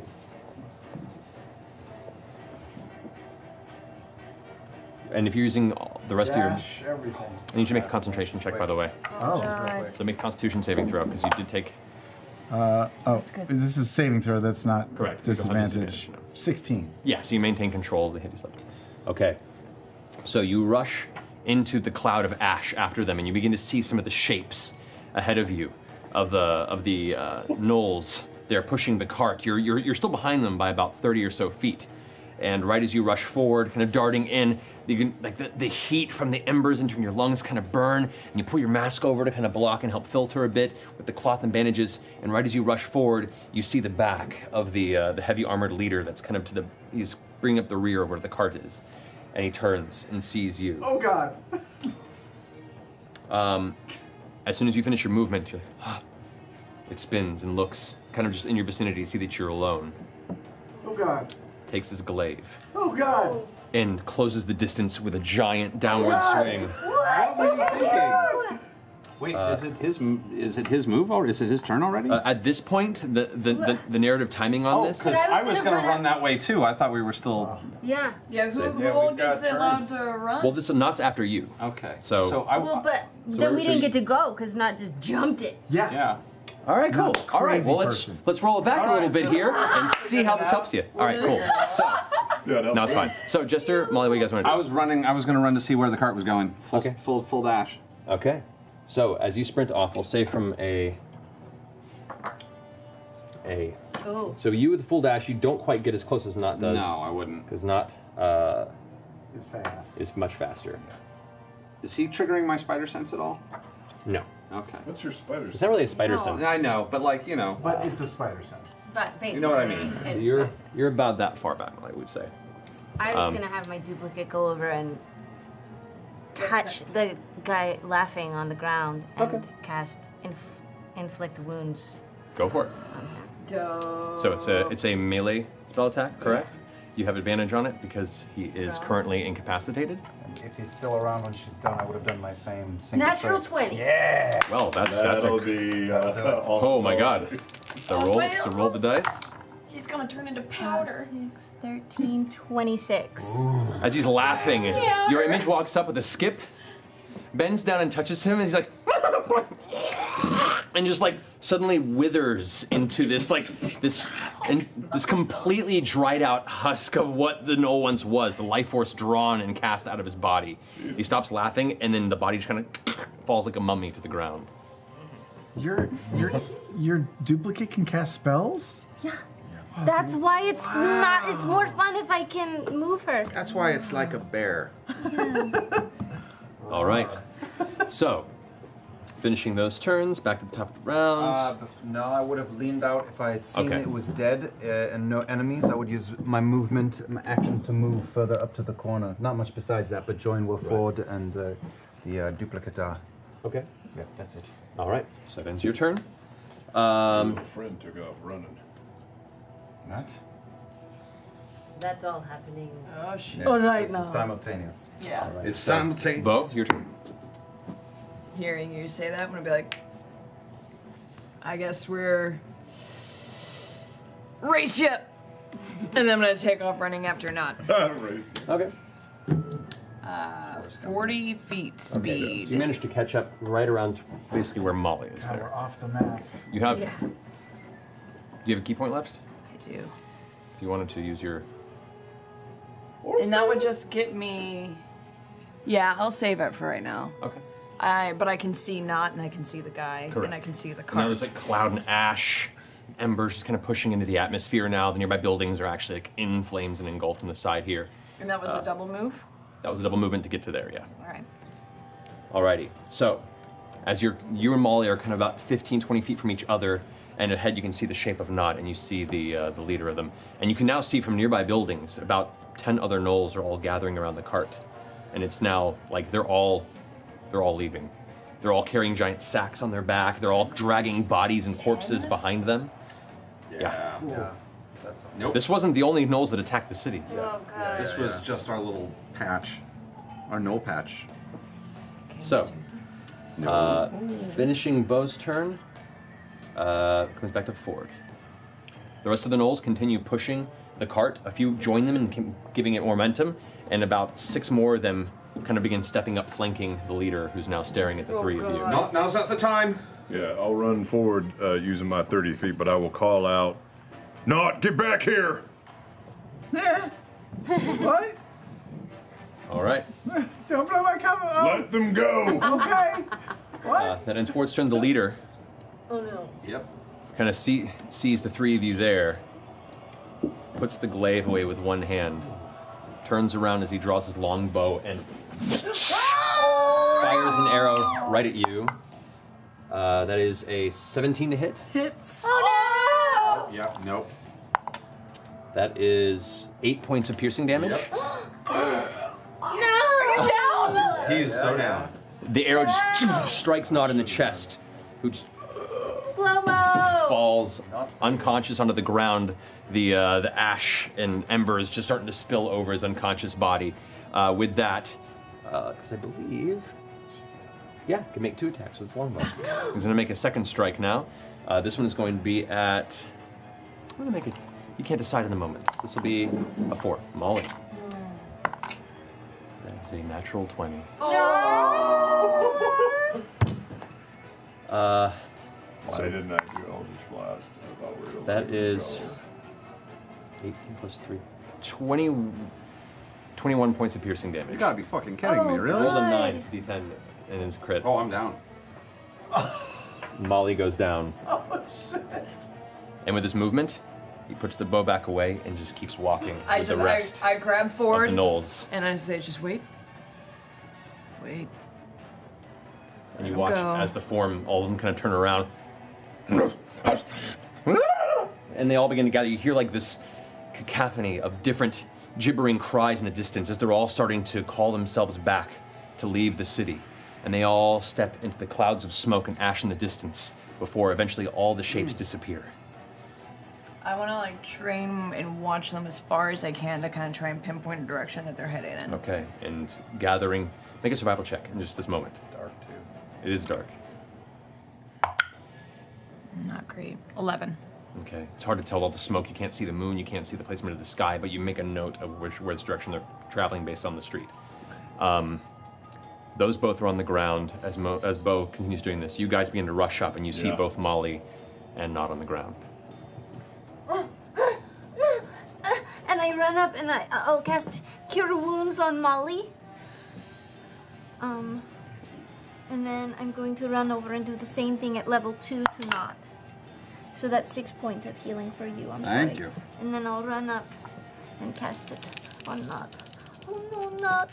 I pull her up into my lap. Oh, that's good. 13. Oh, 13 plus. Plus 5? No, plus 3. And that immediate first breath is filled with pain, both from the wounds you've sustained and the immediate influx of burning ash that sweeps into your lungs. And both of you come to consciousness. Oh my God! What were you thinking? I was just gonna follow them from afar. I forgot they had bows and arrows. That's literally the only thing that's been happening. I thought they wouldn't see me because of the smoke.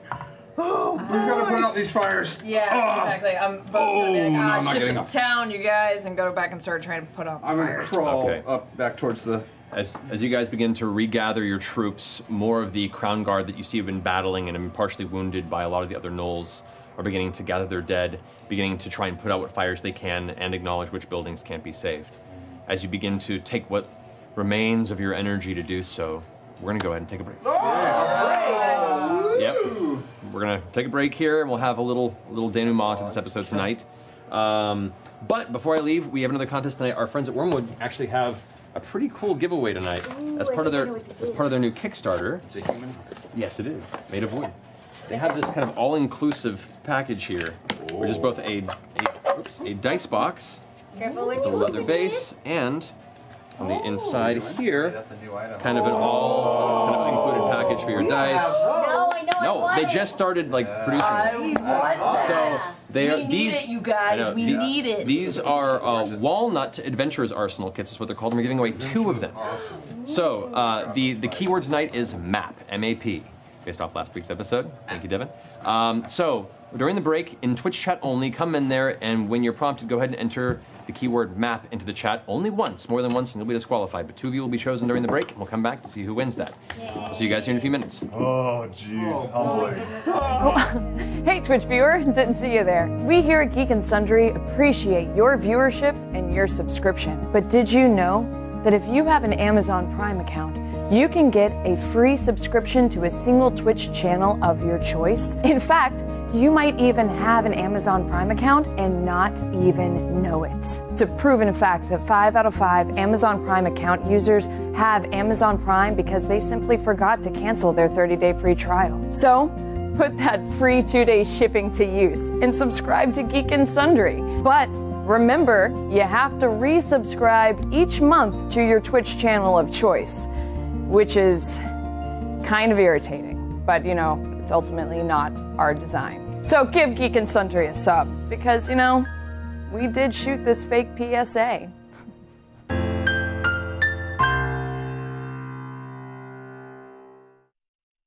Hey Shield crew, I'm excited to announce that Geek and Sundry, in their infinite and glorious wisdom, has given me my very first show as a host. Behind the Shield! I'm excited! I'm so excited! Oh my gosh, I'm excited! I'm excited! I'm excited! I'm excited! I'm excited! Sam, Yeah, sorry, we actually don't have a lot of time, so if you could just do the teleprompter thing. Oh my gosh, yes, totally. I'm so sorry. No, you're good. Absolutely, yeah.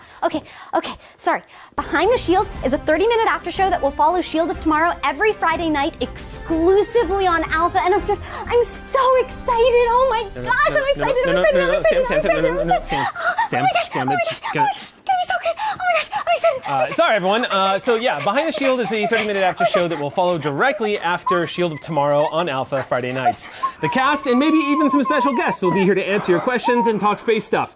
And if you haven't heard, Shield of Tomorrow is coming to YouTube. Oh my gosh, really? That's so cool! I'm so excited! This is gonna be so great! Oh my gosh, I'm excited! I'm excited! I'm excited! I'm excited! I'm excited! I'm excited! I'm excited!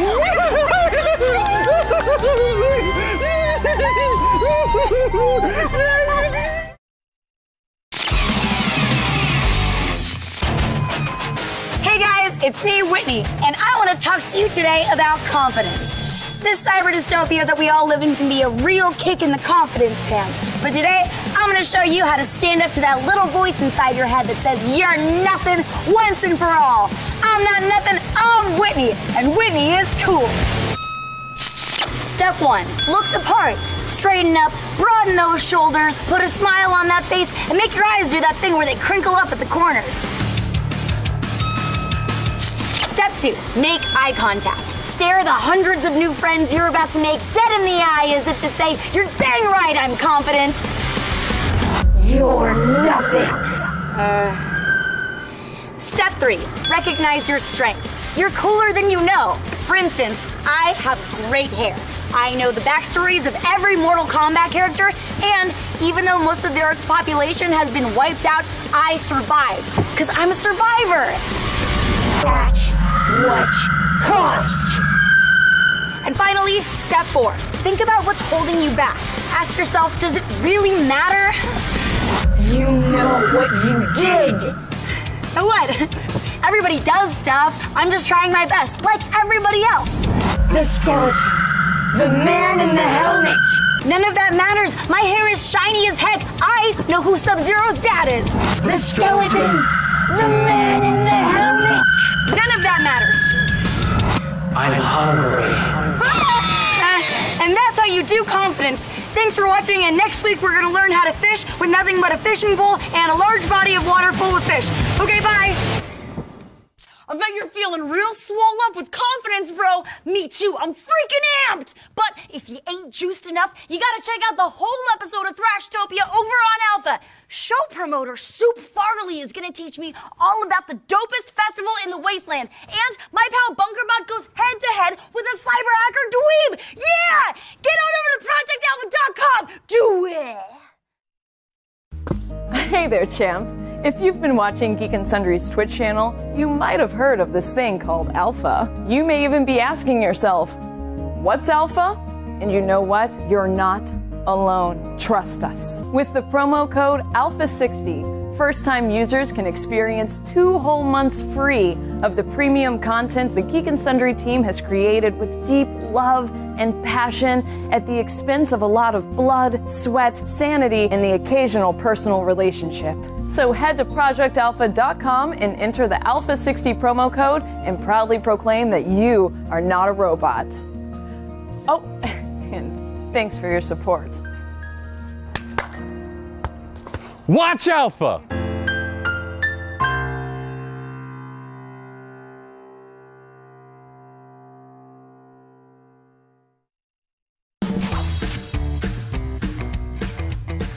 Hi, I'm Will Friedle. I am the host of Painters Guild on Alpha. You might remember me from those other things I used to do back in the day, but now I am painting tiny little things with tiny little brushes, and we are going to be doing some cool stuff on the show. You got to check us out. What we're going to be doing today is talking to art director Ron Hawkins, who's the art director for Reaper Miniatures. How you doing, man? Good. Thanks for having us on. Well, thank you for joining us, and thank you for all the help you've given us on the show. We've absolutely loved your minis. We use them all the time. Thank you very much. We appreciate it. Thank you very much. So now, what exactly do you do for Reaper? I'm the art director. So I get to work with the sculptors and the painters to design and create all the fun toys that we make. That sounds like a great job. Now, how do you come up with your ideas? Well, it's, you know, kind of like throwing darts at a dartboard. You just sort of, you know, you have an idea, you try it out, you see how it works. I mean, obviously there are, you know, we have a lot of requests from social media and our forums, people asking for, you know, dragon people or cat people or whatever it may be. The role players are our biggest group of customers, so we want to make sure that they've got everything they need to cover all their bases. But even then, it's really tough. There's a little niche, a lane we like to stay in, yeah, but we like to sort of push every now and then to see if we can do some new stuff. Very quickly, just walk us through the process of from, okay, here's the idea we have, to here's our final mini. How do you get there? A couple of different ways we can do it. So if we decide, for example, we're going to do a bard, at that point we can go one of two directions. We can say, well, let's get a piece of concept art created, and so we'll contact our concept artist, whose name is Izzy Talon Collier, and we'll say, Izzy, we need a bard. I give her my input, like the bard needs to have a sword or a jaunty hat or whatever it may be. And then Izzy will design it, and then once we have the art, we'll send that to the sculptor, and the sculptor will pretty much translate that directly from the art. Now, the other direction we could go, I can just contact the sculptor directly without concept art and say, I need you to create a bard. Make sure it has a jaunty hat and a sword, and then just sort of hope for the best. When somebody opens a package and they have their mini in front of them, how long did it take you guys from deciding you wanted to create that bard to your customer getting the mini? Well, for example, with the Bones line, it takes months, several months, from the time that we create it and it's sculpted and it goes, and the molds are made in China and they're produced over there and then shipped back over here. It takes several months. Now with a metal mini, we have turned figures around in weeks, a couple weeks. Really? The sculpture will come in, and we will press it, or we will print it if it's a digital sculpt, and we will take that and then make the molds here, and we can have production ready in days. Do you guys ever then go to an artist and have them painted to see exactly the way you want it to be done, or are you done once you come up with the kind of the plastic mini? We do get things painted. For example, I've got a piece here. This is one of our Bones 3 models. This is our Dagon model that we had painted by Michael Proctor. Painted this. Michael just sort of took this and just ran with it and gave it an aquatic color scheme. Man, look at that. That is absolutely incredible. That's going to take up your entire game board. And these pieces like that we'll use for marketing, box art, catalog art, things like that, advertisements and things like that. And then they go to our gallery where people can come in and take tours and check out the gallery. So we are working on the Pathfinder Red Dragon, which has been a ton of fun, and hopefully I don't screw it up too badly, but I probably will. Now, it came in multiple parts when we got it, had to be assembled. So my question for you is, A, I guess, at what size mini do you determine it needs to be broken up into parts? And then B, how do you decide where to break it up? Well, the Pathfinder Red Dragon was based on the Pathfinder core rulebook illustration by Wayne Reynolds. And so we knew it's a dynamic piece, and it wouldn't do it any justice just to make a flat figure. So taking the dragon, you know that you can't have the arm be in the way, the head with all these spikes. You have to take these things apart to be able to make a mold. Imagine if you have a toy soldier and you put it between two slices of bread and you squish it, and when you tear the bread apart, if any of the bread is stuck to the model, that's called an undercut. And so that destroys the mold, and you can't really do that. So that is a really, really bizarre analogy that actually explained everything perfectly. Is there anything else you guys are working on, coming up with, about to roll out that you can tell us about that's not too top secret? Do you want to see a kind of a sneak preview of one of the Bones 4 models? Yes, please. This is The Rock. Wow. This was coming for our Bones 4 project, and this is the digital print, actually. And we had parts of this printed and shown at ReaperCon, or excuse me, our Kickstarter countdown party, but we didn't have it assembled. But this is what he looks like assembled, and we're kind of tickled with it. Man, given the opportunity, I could just totally screw that up. Yeah, you could dry brush the heck out of this thing. Well, thank you so much for helping us out here on Painters Guild, because man, you guys have given us so much stuff. We love your products. We use them all the time. Thank you. Absolutely incredible stuff. We hope maybe you can get out here sometime to Los Angeles. We can get to you guys in Texas there, because you've now been telling us about the Hall of Fame there, which we definitely want to come and check out. And we have ReaperCon. We'd love to have you guys down for ReaperCon. I'm sure we will definitely be doing a lot of stuff with you guys in the future, because it's been so incredible. Ron Hawkins, thank you very much. Thanks for having us on. Appreciate it. Thank you so much for watching. That's just a small taste of some of the cool stuff you're going to see when you join us on Painters Guild on Alpha.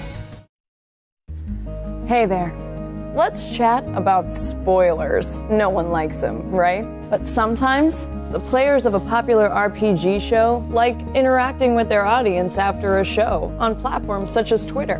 If you don't want to let a spoiler slip in, no sweat. Simply mute the hashtag. Just go under the Privacy and Settings tab on Twitter, go under Notifications, and then mute the hashtags you don't want to hear under muted words. See? Much easier than yelling at the cast in 280 characters for talking about a show that they were literally just on. Just don't forget to unmute the hashtag when you get all caught up so you don't miss all the fun.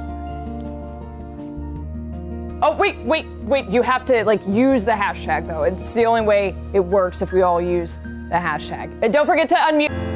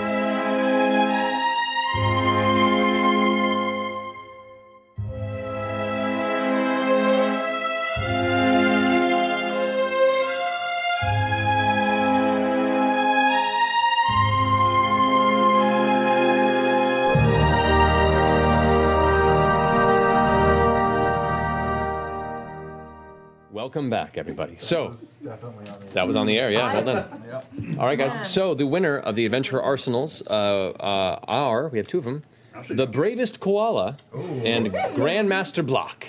BLAQ. Congratulations to both of you guys for the win.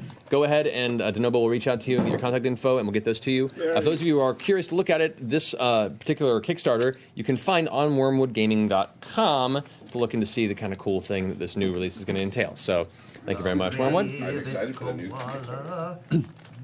All right, so with some of the flames dying down, 30 minutes or so of the chaos descending, the Crown's Guard begin to come back, those that are still living. Many of them wounded and tending to their wounds or helping the survivors that are still within the town. You see some families are starting to unblock their entranceways, and the people who had escaped the city are slowly beginning to filter in. You can hear the sobbing in the distance of families that are coming back to homes that have been destroyed. The smoke still chokes the air, and at this hour now, it's probably pushing close to 11 o'clock or later. But as the guards come through and begin to take in the essence of what's happening, the armored individual that kind of helped you when you first arrived and gave you the command to aid in this approaches. You see their kind of half-elven face, kind of solemn, intense, approach and extend a hand. There aren't many who would immediately jump into the fray as you did. I would say that we would have lost many more, and perhaps all of my men had you not been there, so thank you. Of course, I said as I cut off the ears of some of them. Beat me to it. Valid point. You said 30 minutes went by. I wanted us to be doing that already. Yeah, and which we'll say, we'll say, Put out this fire. yeah, we'll say during that time. These people have lost everything. I'm just waiting for you to pause. Yeah, no worries. I know where your mom is. Unfortunately, through the 3 skeletal ones, you only managed to get 1 full ear. That's fine. That's okay, because we got 2 ears off of all the other ones. You did. And we'll say for that, for those who would have been destroyed or damaged, let me go ahead and roll and see how many ears you're able to pull I'm off. also going to those cut off a bodies. chunk of tail and see if it will pass.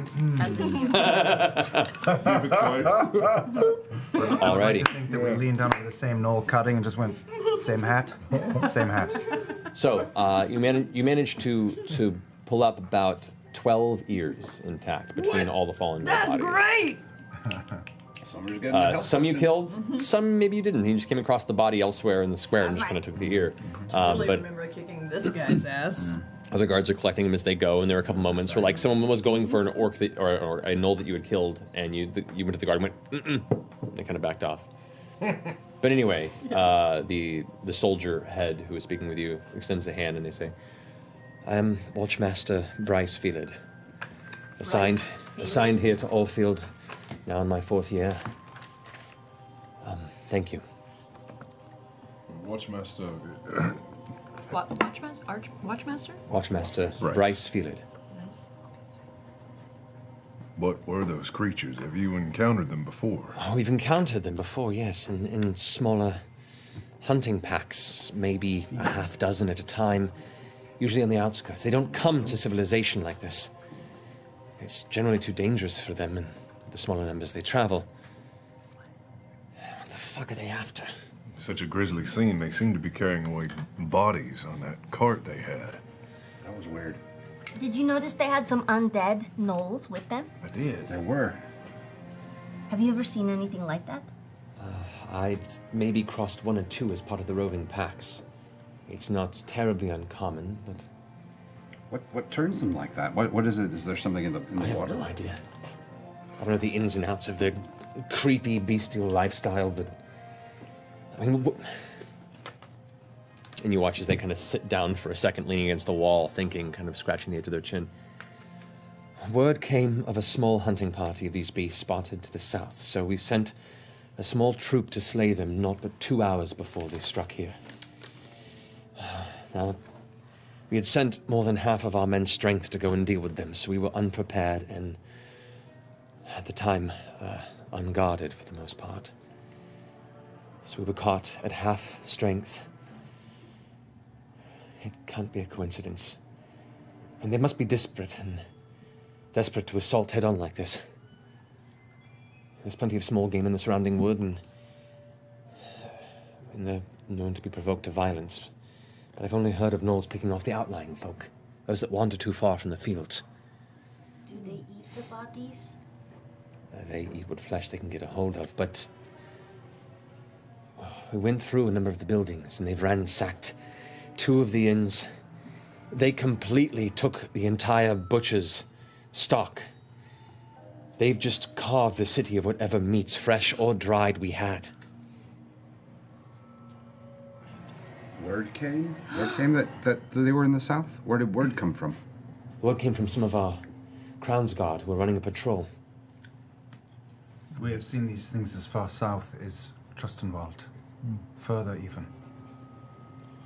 Has there been something else going on that you can think of that might cut off their food supply? Not that I can think of. I mean, for the most part, this far south, other than a few run-ins here and there, they aren't... I mean, conflicts of this size don't make it past Blade Garden. Blade Garden? It's where most of them... It's where most of the Empire's military and guard are trained and sent out throughout the rest of the valley. That's a lot of meat that they've acquired from us, and they've lost many I thought of their kin in this battle as well. Too much meat. What are they feeding? Or what's making them so hungry? Oh, or that. Indeed. My concern is that they'll return. We fended them off for now, but they'll come back. Especially if they're as desperate as you say they are. We've sent 3 of our scouts to try and find out where they went, track wherever they're taking their spoils. Reports come in that most of the bodies they took were dead, perhaps not all. So we have to do our best to at least recover any survivors, wipe out what remains, and prevent this from ever happening again. Have you heard local farmers complaining about them stealing livestock? Missing livestock? I'm gonna look into that, actually. I'm sorry, I'm still gathering my thoughts. WC!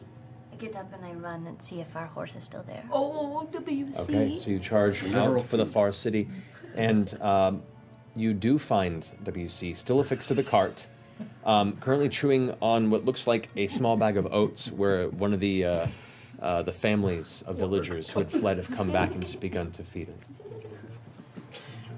Thanks, man! Thumbs up to the family, I'll run back to the group.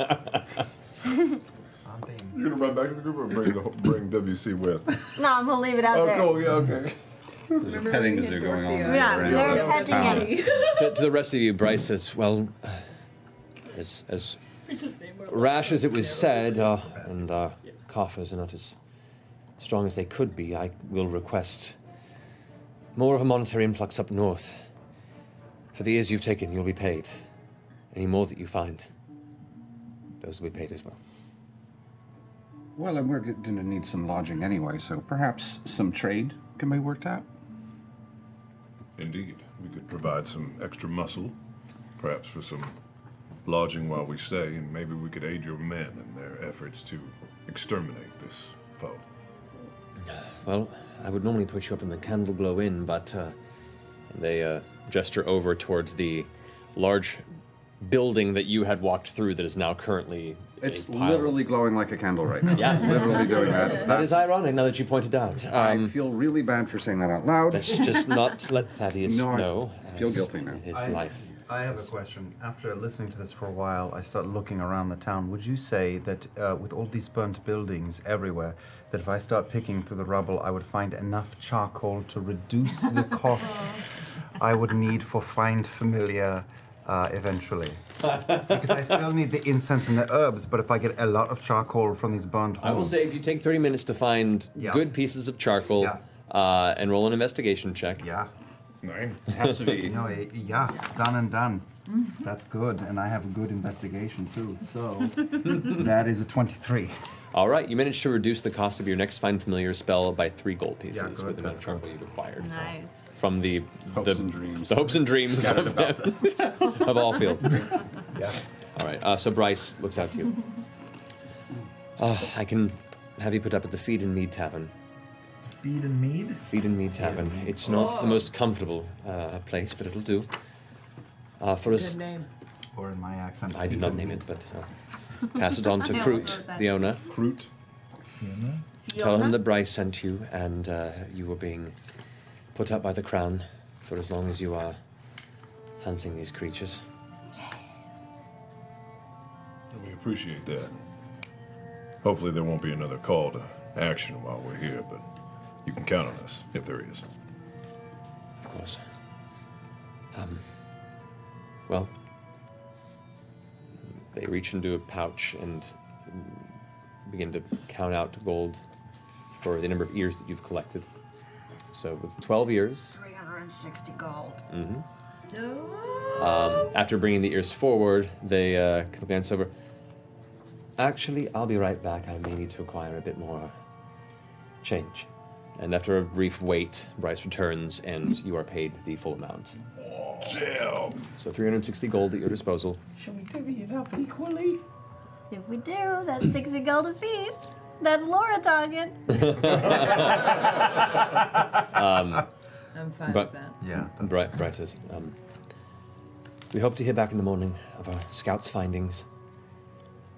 If you wish to, if you can hunt whatever remains of these creatures and bring back proof that they've been wiped out, I'll see what I can have sent southward of Zidash to make it worth your while. In the meantime, you wouldn't have anything that might help us in our little expedition, would ya? Healing potion might be nice if you got one hiding away somewhere in a closet, forgotten. I don't mean to be brusque, but at the moment, I think we have a number of our guard who are in more desperate need. Fair. I can help them in the morning. Well, I'm sure that would be appreciated. For the moment, you all look about as bad as I feel. Rest up. Come on. Let's see, they would be at...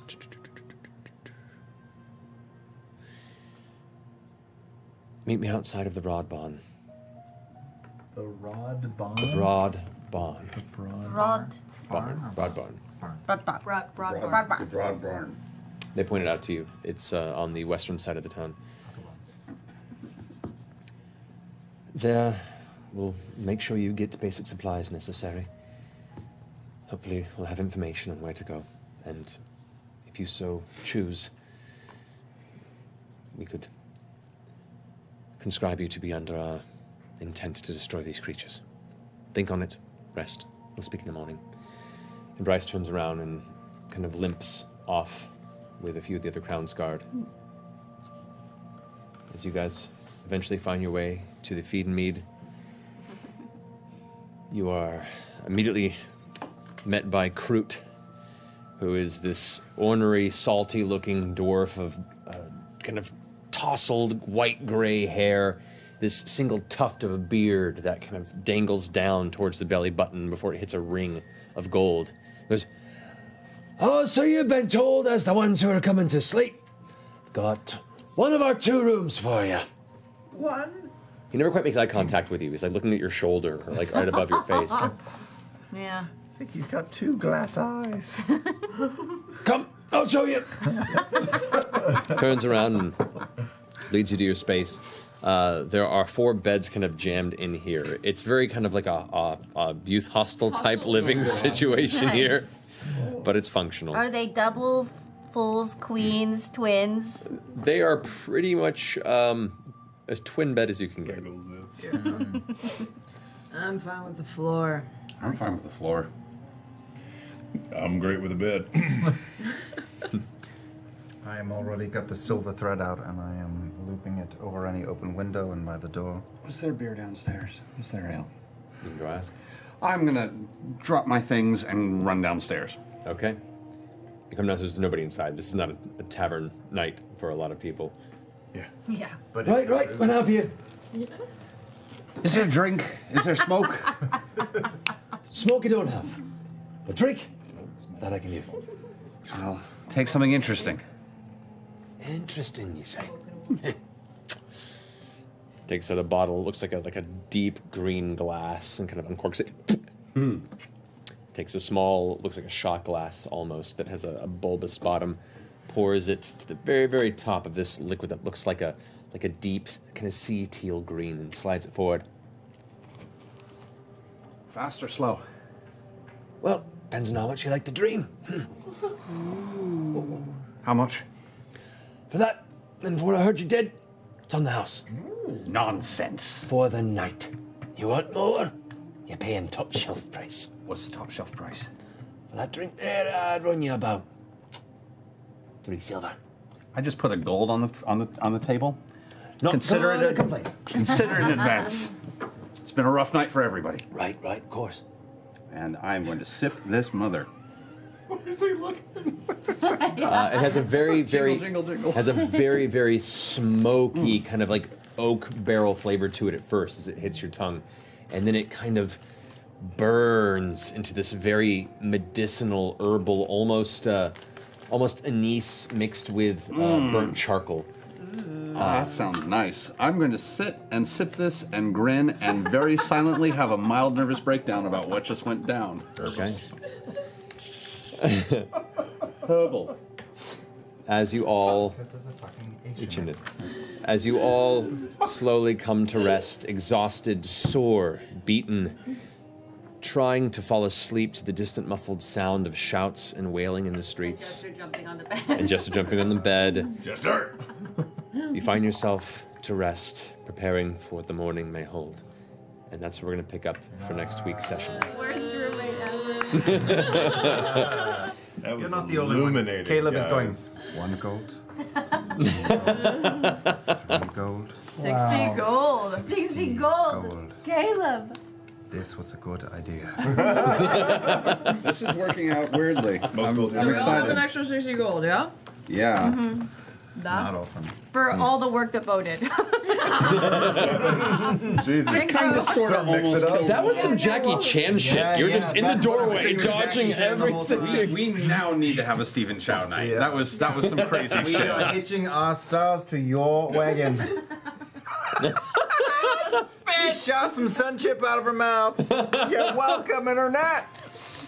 No. Gift that. Oh, there it is. I found it. Waste not, want not. That's my wife, ladies and gentlemen.